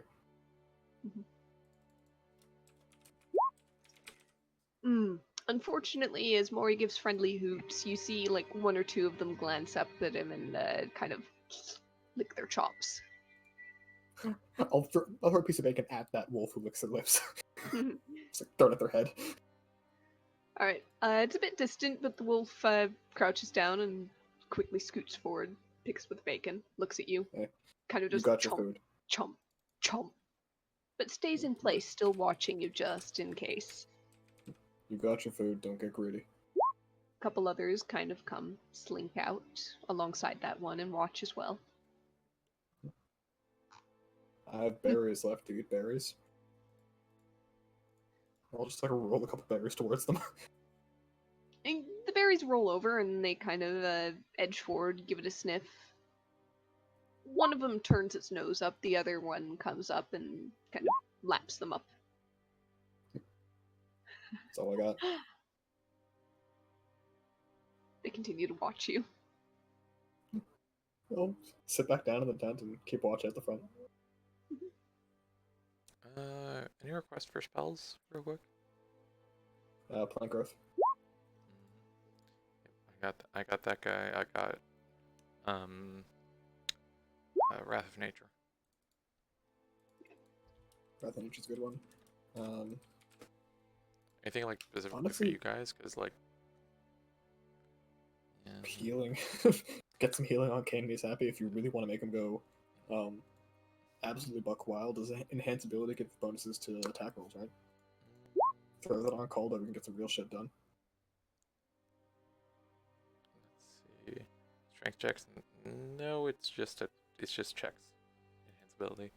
Moreover, I could just do Fairy Fire for everyone. Not true. Uh, Well, Bear's endurance is nice, but not really worth the thing. Yeah, it's just uh, con- terrain control. If you can lessen the number of people we're attacking at one time, it's probably a good thing. uh, should I grab Ice Storm? Yeah, let's grab Ice Storm. Yeah, and Mass Cure Wounds too. Yeah. Oh yeah. No, I always have Cure Wounds, Mass Cure Wounds, like Greater Restoration. Okay, good. Yeah, no, other than that, I think we're good. If the more you can slow people down, the true.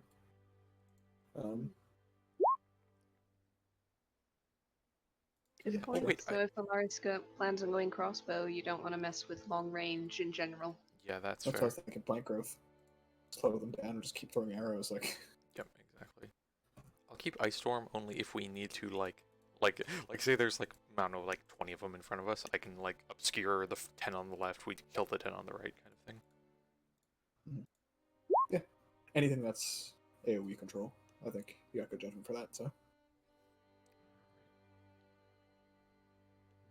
I mean, if you want to have some safety for yourself, you can get it's a 3rd level spell. It's the whirlwind around you. Warding Wind? Warding Wind? Yeah, Warding Wind would be nice just for your protection. Let's see. I think that's second Is it level, 1st actually. level? Oh, is it 2nd? Yeah, I mean, if you got low on HP, that'd be a really good way to keep yourself safe. Deafens everything, extinguishes flames, difficult terrain, attack rolls and ranged weapon attacks disadvantage. Hedges Even if favor Calm is gas getting and it. fog dispersed. Because even if that happens, you can get called inside your range, and you can both protect it from range attacks. Just a thought. But yeah, anything you can do, because I think if all goes amazingly, it's Kane is in front with Calder doing like The only thing with cannon damage. yeah, the only thing with Warring Wind is its concentration. When a lot of my damage I'd be doing is already concentration stuff. That's the thing. That's the thing. All your stuff is concentration stuff. Yeah, I've only got a So. few like. I'll trust you to balance that part. Just yeah, because I don't know what your class Yeah. spells are. Yeah, I'm just double checking. No one wants any like particular buffs or anything. No, my main thing is going to be doing damage and giving cold extra attacks. All right. Sorry, taking damage and giving cold extra attacks. Got this backwards.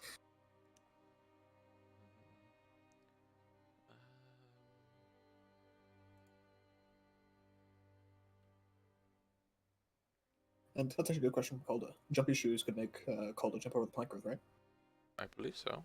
It's only if you walk on the ground. Hmm. Yeah. Sure. Jump through the plants, or over the plants, I mean. Yeah. As long as you specify you jump every time.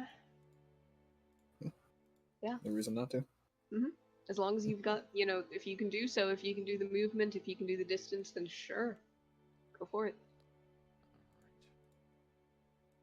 Yeah, I think I'm good otherwise. It's So if you want to use one quick scry just to get yeah, information to keep the rest for later in the day if we need to. yeah. I think that's the way I'll go. So I'm gonna go ahead and cast a scry on the name that has left my brain once more. Osborne. Osborne. Come on, dude, even I got that one. Okay. Osborne. Let's see. Your DC. You don't have a visual of him exactly right now. So you don't have that bonus. Your DC normally is, what was it, 19? 19. 20? Okay, 19. Where is he? Do I have a sheet?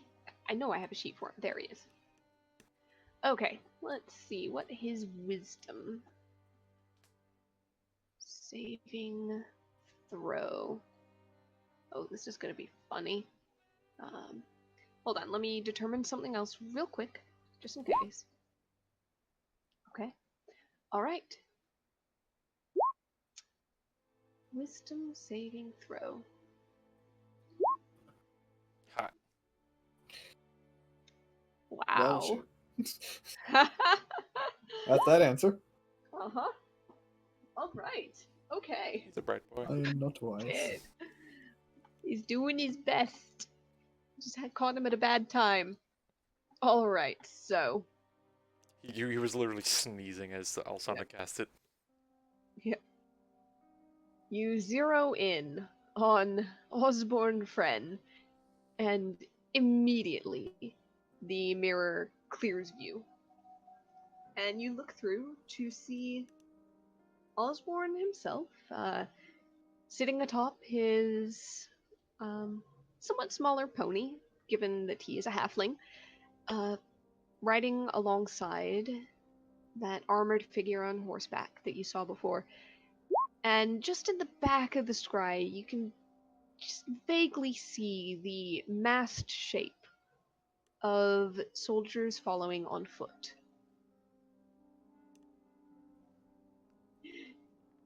Right now? You recognize vaguely the general shape of the terrain. You might not know any specific area, but this looks very much like the grasslands that basically are to the south of the Deep Thicket. The grasslands that lead up to Tanagar, that lead up to the forest verge. You can't really pinpoint anything more exact than that, but you recognize at least the shape of the terrain and some of the vegetation they're in. They're riding along, but conversation seems fairly sparse for the most part. Aside from one point in the scry where Osborne looks up and just asks, "So, does it change anything that she's along now?" Or the armored figure shakes their head. And you hear, slightly echoing, a female voice reply from the helmet. "Shouldn't. She might be a bit of a wild card, but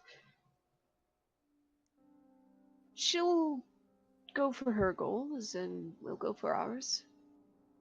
As long as she doesn't go blasting anything that she shouldn't, nothing should change." And Osborne goes quiet for a moment, and then, "If she does... Look, kid, we're just gonna do our best, okay? That's all we gotta do. Just our best. Don't worry about anything else." "All right." Getting a little nervous. We're close. Yeah. So, when we get in there,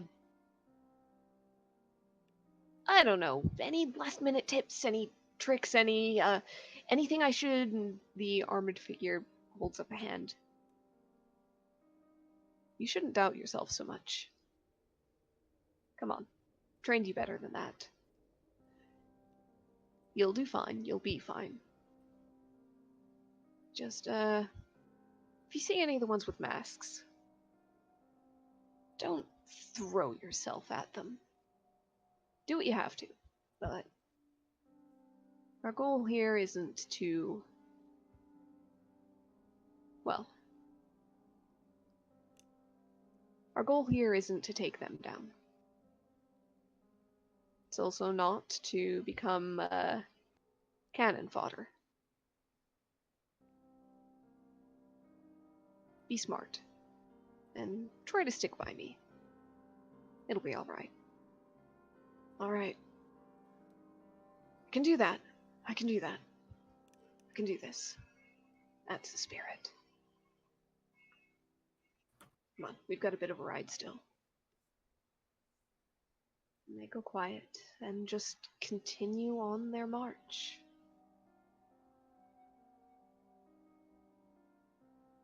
Nothing interrupts the scry. Nothing else of great note happens during it. And it comes to an end with very little else than that. Alsana make head or tails of any of the terrain they were walking by. Just what I've told you. It's you don't have very much in the way of standout landmarks in a lot of that area. You weren't able to see the river, but then your scry only has so much vision, and the marching column of men probably would have drowned anything out in that regard. You also weren't able to see Tanager or any of the trees of Deep Thicket, though again, the same restrictions do apply. You're pretty sure that they're in at least a general region of anywhere from like here to here. Given the position of the sun and shadows, they seem to be coming from that direction. I'll say that much. All right. So it doesn't seem like they've circled around to the south or to the side in the time they've had somehow.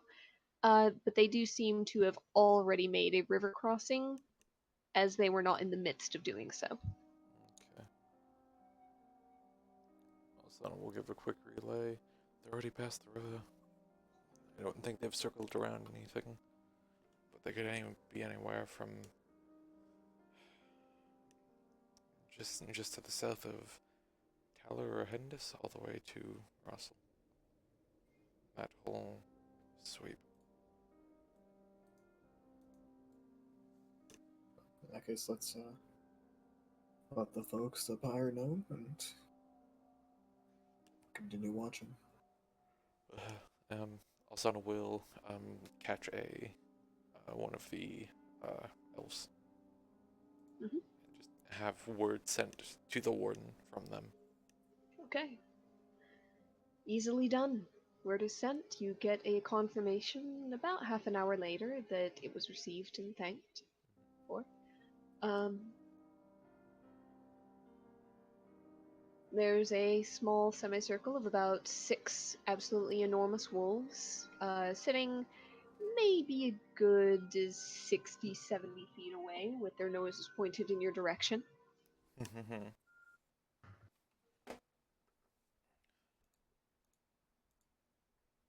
Anybody else got anything else for this day? Or for the night? Kane's gonna take the time to just basically clean his weapons, fix arrowheads, make sure everything's all in proper place, and do any maintenance the rest of the weapons need from anyone else. Oof. Okay. Assuming it was used up with helping Alaris, Asana will take a quick short rest just to get her Pass of the Dead back. Okay. You are free to do so. And also during that short rest, if there's anyone among those elves injured or feeling rough or anything, just medical duties real quick. Yep. None of them are really coming out your way over much. There's like 1 or 2 that checks in. Sometimes they'll pass by, weaving around traps to set up a little bit more, a little bit further. At one point, you do have somebody kind of rushing by with a bit of a injury to the arm that a falling log knocked out of socket, and it's popped back in, but not doing great. So you're able to patch up with just a little bit of magic. Or with just a medical advice and a sling, if you'd prefer. Yeah, I'd say medical advice and a sling and a set of the joint. Okay. Basically, All just right. doing that full like medic thing that she can't fail. Mm-hmm. And I assume that you aren't really going back into town due to keeping the group together in Yep. order to do that. Okay. So it's really whoever comes out or comes past. Mm-hmm. Okay. Others, Ilaris, Calda. Anything you would like to get up to? You have pretty much a day to while away, but not far to go or much to do unless the whole group goes or you choose to split up. Oh, I just thought of a thing real quick. Yes. Alsana will pass a vial of green dragon poison to don't remember his name either. Nishandra's partner. Varian. Varian. Okay. Yes. I'll say, Yep, that would be more towards the evening when he comes out, and Nashandra as well. yep. But And, yes. oh, and then in that case, she'll give one to each of them. Okay. And just as a thank you for bringing us in graciously and not shooting us. There's kind of a laugh and a joke from Varian that, well, you should be more grateful we didn't have some of this on hand before then. Mm-hmm. Turning with the sword, checking out what it can fully do. Absolutely, you get a good feel for your new sword. It feels just like the old one. There's nothing really new except the edge seems keener, brighter. It catches light in a way that the previous sword didn't. Yep. As a Okay. curiosity, Alsana is just going to take in like maybe a cracked glass vial she has, Mm-hmm. and just say, "Give it a swing," and throw it in the air towards Calda. Calda, go ahead and give a roll with the new sword.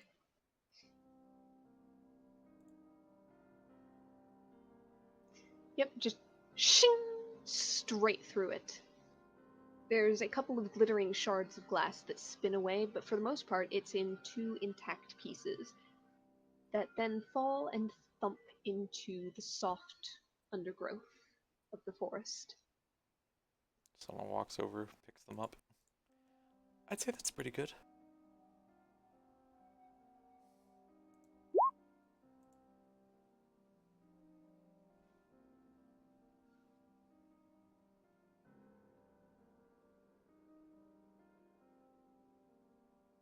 I love this is for the end of damage. I ran out of room. It's so good. Yep, There's a lot of shit on that sword. there is. Very fair. Kane at one point might just call it to call to like, hey, did you ever you just plan to use a sword and no other weapons, right?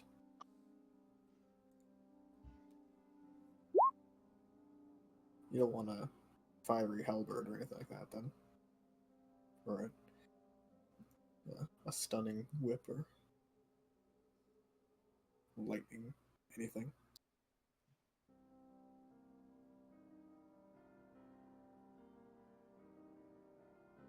Because that sword is like pretty awesome. I just want to check.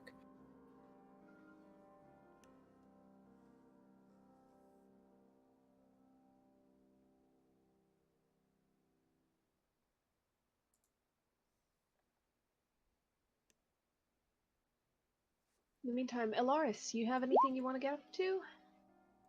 Just checking? He's really just like going over the dream sequences he's had so far and trying to see if there's any more connection. Okay.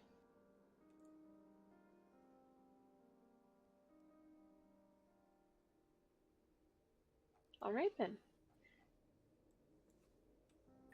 Well, I just toss the harpoon to call them in. It's like, well, worst case scenario, if someone's too far away, you can yank them up close to you. And plus, if I need it, I can just make it teleport into my hands. So, you know.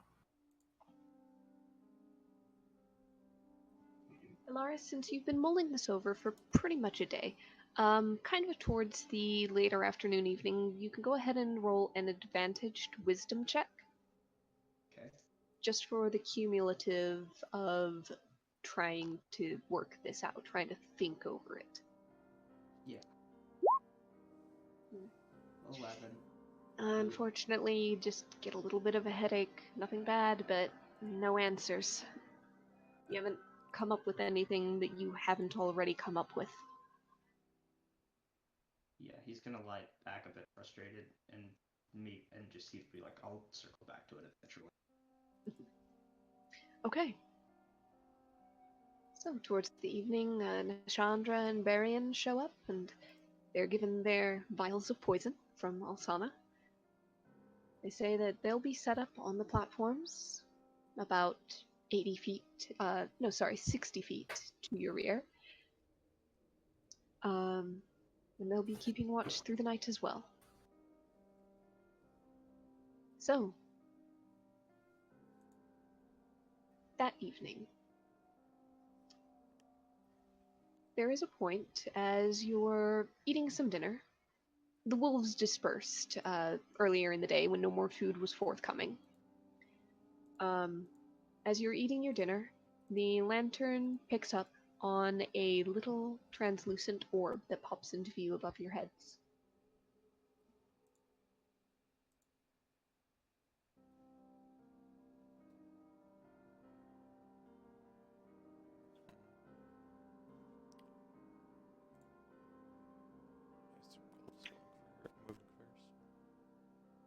I couldn't hear you there. Assuming Calder's doing it first. Yep. In order. Calda, you cast the magic on yourself to get rid of the effect. Nothing. You go to Alaris, and you do the same. No luck. You go to Kane, and poof, it disappears. Not looking in on me today. Next time it happens, maybe I'll just challenge them. Tell them to come out and fight us. We don't need to give them any more time to look at anything else. Maybe we can convince them to come look at us multiple times today. Waste the magic. That would be preferable. I could simply remove it potentially with the lowest amount of magic I could muster. Well, still like to save your magic as much as possible.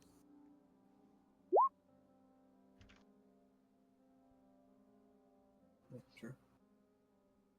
Ariel, Huh? can I ask a question about that scrying save? Yes. Did you give Kane advantage because of the 10-foot radius from the sword? I'm gonna be honest, I have a It's terrible still, bonus to it. it's still a very I low just roll, wanted I'm to- afraid. I just But wanted yes. to make sure. Yep. I'll have you know that the second roll was just a natural 5, so it didn't help. I did just want to make sure. Don't worry. Yep. Okay. Thank you, though. Kane is definitely the most vulnerable to scrying and shit. All right. So, that out of the way, the rest of the evening passes without any other unwanted visitors or looks in on you. So, you get to the night, and is the order of watch going to be the same as the previous night or different? Might also do the same thing. Okay. So, I believe Kane is first. Oh yeah. Do you want to do any Yes, scrying before and nighttime? is Alsana doing another scry before bed? Yeah, There is you know, always a chance of us being attacked at night, keep in mind. yeah, that's why I'm iffy. Mhm. She'll do one more scry. Okay. Who were you scrying on? Whose sheet do I have to open? She wants to scry on. Okay, because here's the thing. Well, also I didn't get into it, but I assume Alsana like relayed the scry to everyone else, and also just the side thing Yeah. of they mentioned a extra person, someone coming along, a she. Yeah. Do you It's either suppose that's Calder or Alsana. Aurora taking action? I think it's more likely to be called instead of wild card. Asana's usually pretty Yes, locked but in line. blasting things. We don't know what this Calder can do. We don't know what anyone can do, Kane. That's not one way or the other. Caldo points out Aurora or Alsana Osborne would have said mom. That's fair. Probably. Well, if it's Aurora, Alaris, like I said, anyone you guys don't want to fight, just send me towards. That's what I'm best built for. But I don't know. I trust you guys to figure it out best. I think the fact of the matter is we're gonna have to fight someone. We're gonna have to probably kill them, and regardless of who it is, we're gonna have to deal with it when we figure out who it is. Oh, I have multiple of those. One sec, sorry. Alsana will hand 2 more vials to. I have way more poison than I need. Don't even bother. No, to the elves. Okay. She'll hand them 2 vials of chill poison. Chill poison. Okay then. DC 13 con save or be poisoned. While the poison exists, the target is paralyzed. Okay. Alright then. Imagine on some soldiers that would be pretty effective. Mhm. Yep. Okay. Alright then. So, That's done. I'll give a check on Aurora, because Aurora is one of the two suspects, and is less dangerous in actually scrying upon. This as far as we know. Kane, Just saying, she's able to cast dream spells. it's a non-sentence.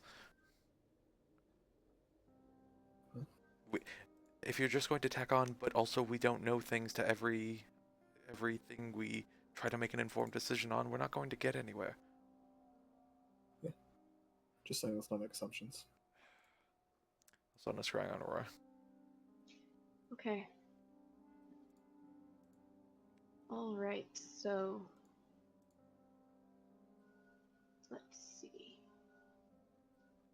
Scry, and there we go.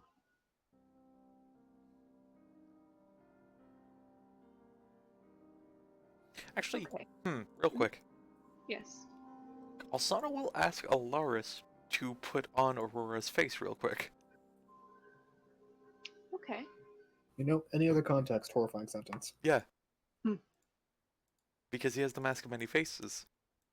Yeah, and he'll do that. He'll also he's like, oh, actually, he's gonna reach into his bag and he holds out a small necklace of like a white rose that he keeps as a charm that was from Aurora that she had given him when they got married. I don't know if it is 1-to-1, but I don't suppose it could hurt. Alsana is going Give to... it a shot, but Yeah. for the sake of yeah, and he'll transform into he's like, this is weird, but, and he'll also transform into the Visage of Aurora. You don't have to look at it. I know, but it's still. Look, if you think it's weird, imagine looking at it and hearing your voice. Well, the purple fits her. Alright, yep, so... I have, at the very least, a likeness or picture. Christ. You do have a likeness or picture. The possession or garment is not going to apply 1-to-1 as you thought. Would it be a -3? -3. Oh, on your DC, or? Yeah, well, because the Yeah. picture is Because- -2, possession is 4. No, the possession doesn't do anything. Okay. And honestly, it's gonna be... I'm in between first hand and second hand because you've met the other, but you haven't met this one. You've only heard of her. Didn't we do a, like, okay, on this one at I- least, didn't we do like a +2 or 3? I think Or- we might. Or, sorry, -2 or 3? I have no idea. I think that was on the ones where you were scrying the mirrors of yourself, mostly.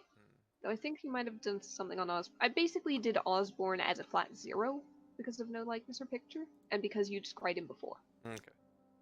I'm gonna say that balancing things out, it's going to be a -1 overall. So basically, the DC is going to be 20 instead of your 19 Okay. for her.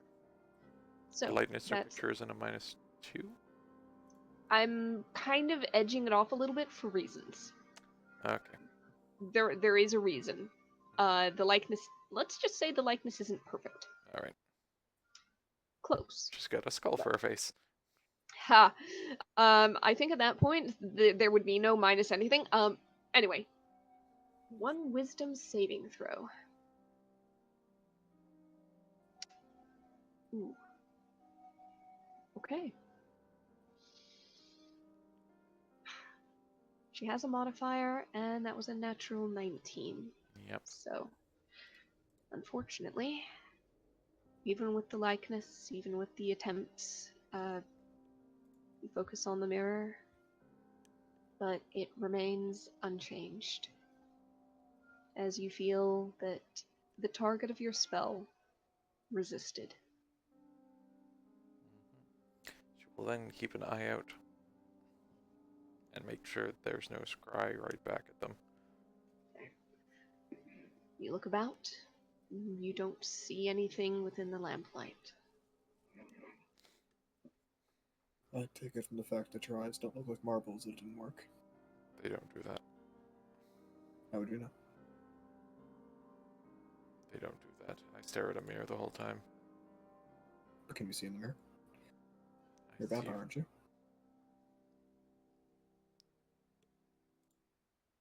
Regardless, no luck. Anyone else want to talk? I feel like I'll make better headway with someone else. No luck. Patience, young locust. We'll have a fight soon. In the meantime, Ken flips the frying pan in his hand. Chickpeas? What? Do you want chickpeas for dinner? Where would you get those? We've been around elves all day who have a forest full of as much food as they need. For chickpeas specifically. I asked for chickpeas.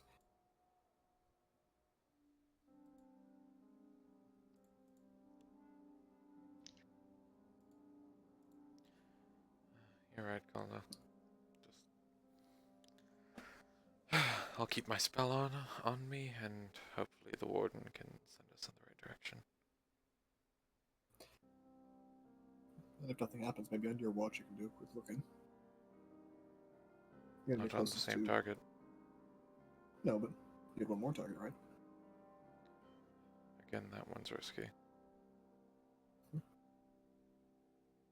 at least worth a shot. Leave it up to you, oh great spellcaster.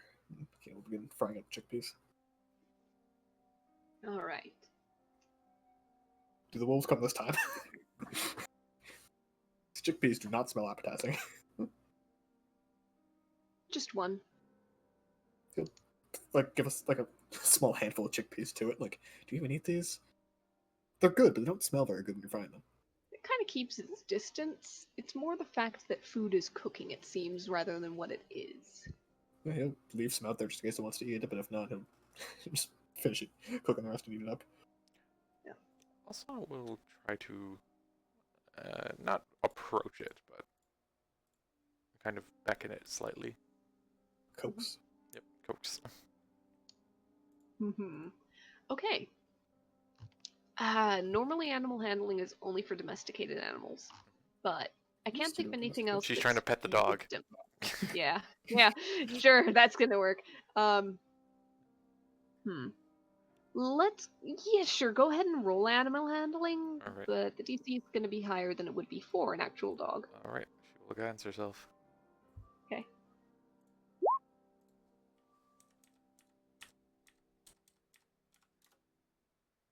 $20.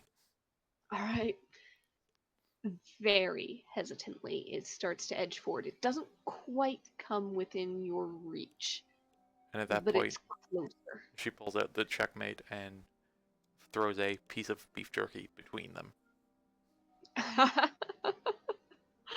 Alright, you throw a piece of beef jerky, and the wolf kind of looks at it, looks at you, and keeping its eyes on you, kind of goes down, slinks forward, reaches, stretches, so the back end is as far away from you as possible.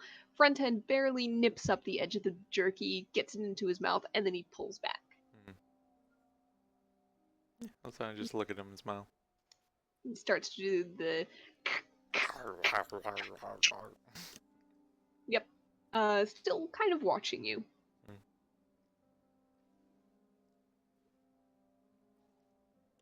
Eventually swallows, licks its chops, and kind of cocks his head at you, like, more? She'll beckon that to come closer. There's kind of a little, like, wiggle on the paws, and then... She'll take out another piece and throw it about a third. Away there. Okay.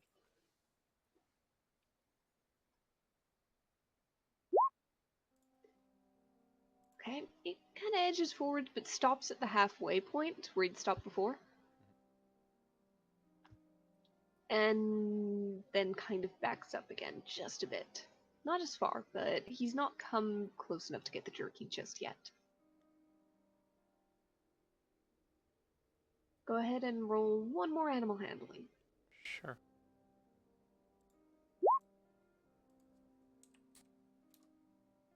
$21. Okay. It's about the same. After a few minutes, you do catch the wolf kind of edging closer, bit by bit, until he's close enough to pick up the jerky, and then he backs off again.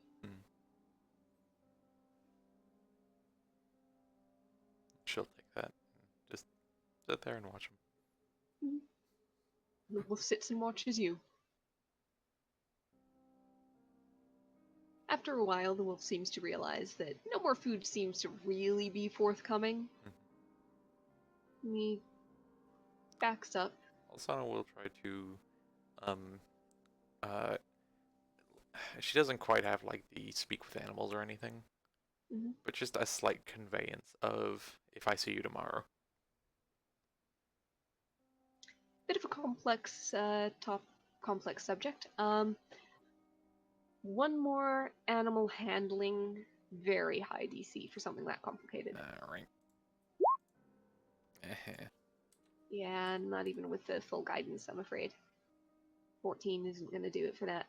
The wolf doesn't seem to mind your gestures and sounds, but it also doesn't seem to really acknowledge or respond to them. Just kind of backs away and then turns and trots off and disappears into the brush. Alsana takes a bite of beef jerky on her own and walks back to the group. Well, I guess not back, she would have stayed in range, but... Yeah, the 5 feet. Okay. They're good boys, you just need to be patient with them.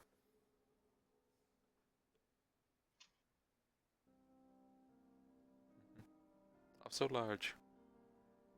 Like, it's a perspective thing, you don't expect them to be, but...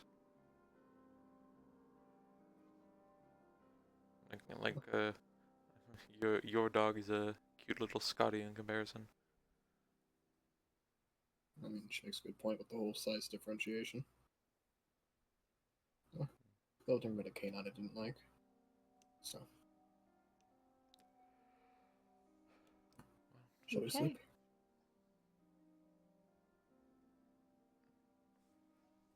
Let's wait and be ready. Alright. So, Kane is first watch. Real quick before I think Alaris was last time. Real quick. Also, we'll do a quick check-in on the ethereal. Alright. Hey, do you have Commune with Nature prepped? Yes. Can you ritual cast that to see if they're within 3 miles? You know what? I kind of assumed the warden would be able to pick up on something like that, but it's worth a try, actually. Okay. You may do so if you would like. Actually, no, I don't have it prepared right now. Ah, okay. Only wizards can ritual cast it with their preparation. Okay. Alright, so Paths of the Dead. Make your usual perception check. Nope. Okay. Yep, you don't spot Xanthus this time, and you kind of wander the ethereal for a little bit. She's not, like, searching him out. It's just if she saw him, weird thing, but she's also just checking so there's no other funny business going on. It doesn't look like it. At least not in the area you're in. Can she get a sense for any spirits of, like, in this area of this forest? How are the Okay. whispers treating her? Very soft, very distant, and not quite like whispers. More like the soft susurrations of a forest. Various creatures. Usually when you hear the whispers, they're humanoid. They sound like language, but on the verge of hearing and understanding. There's a cadence to them that's familiar. This sounds more like little woofs, little barks, calls. chirps, whistles, croaks. My God, it's a pet cemetery. It's it seems that nature is stronger here, life and death alike.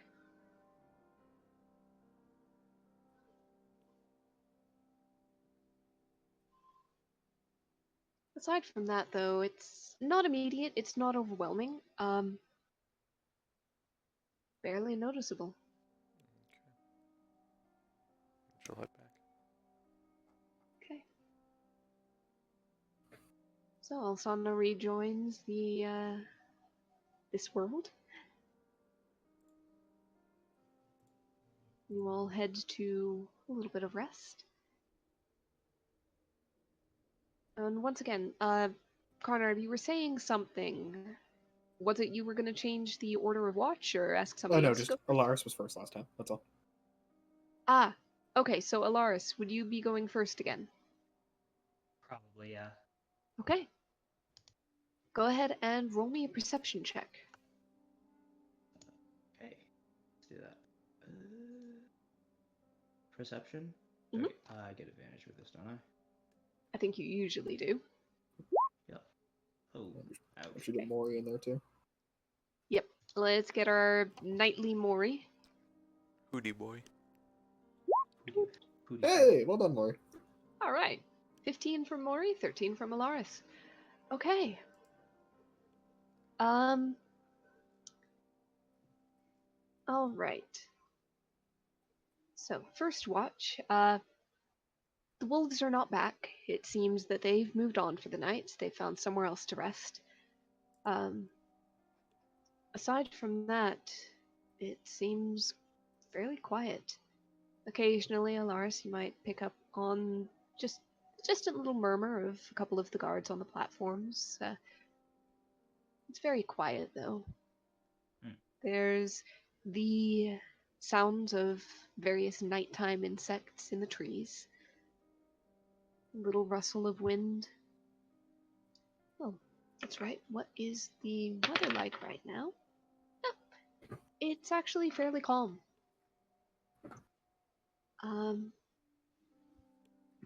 You are able to pass your first watch of the rest without noting anything of incident. Who do you wake for second? We'll go with Calda. Okay. So, Calda, you are woken for second watch. Ilaris beds back down. Yep. With Mori helping, but still kind of circling and reporting not much of note from the first watch. Go ahead and roll me a perception of your own. He's doing a very good job indeed. Honestly, he's Okay. doing pretty good. Mhm. Yep. Both of you are. All right. Okay, so you sit and watch and notice much the same as Alaris did. No great changes, no great movements. Nothing really catches your attention. Who would you be waking for third watch? Okay. As you stand up to go over and wake Alsana, you then notice the sky looks wrong towards the south. There's light in that direction. Oh shit. At first you think that, wait, is dawn here already? But then you realize it's in the wrong direction. It hasn't been that long. You know you didn't fall asleep on watch. Mori as well. Mori flies briefly in that direction, then quickly back, and hoots to you that something smells. And he transmits the scent. And very faint on the breeze, you catch a whiff of smoke. Oh dear. One of Alsana's eyes shoot open. They didn't. Yeah. And you hear a call from behind you on the platforms of fire! Fire! This Fire Kane just in the rises. forest. you all wake up to the beginning of movement, of preparation, and that is where we're going to end the session for today. We'll pick back up again next time, as this is a better leaving off point than anything else would be. I want to leave one note. Yes? I like to imagine Kane rises up and immediately armor flashes onto him. The shield, the sword is like, go time. Okay. So, Well, any next final time. notes, or? I was gonna say, Alsana might just be starting to cast Conjure Elemental. Okay. I suggest not using fire. We'll pick that up next time then. I think much the opposite there, Rocket Surgeon. Until next time. Until Yep. next time.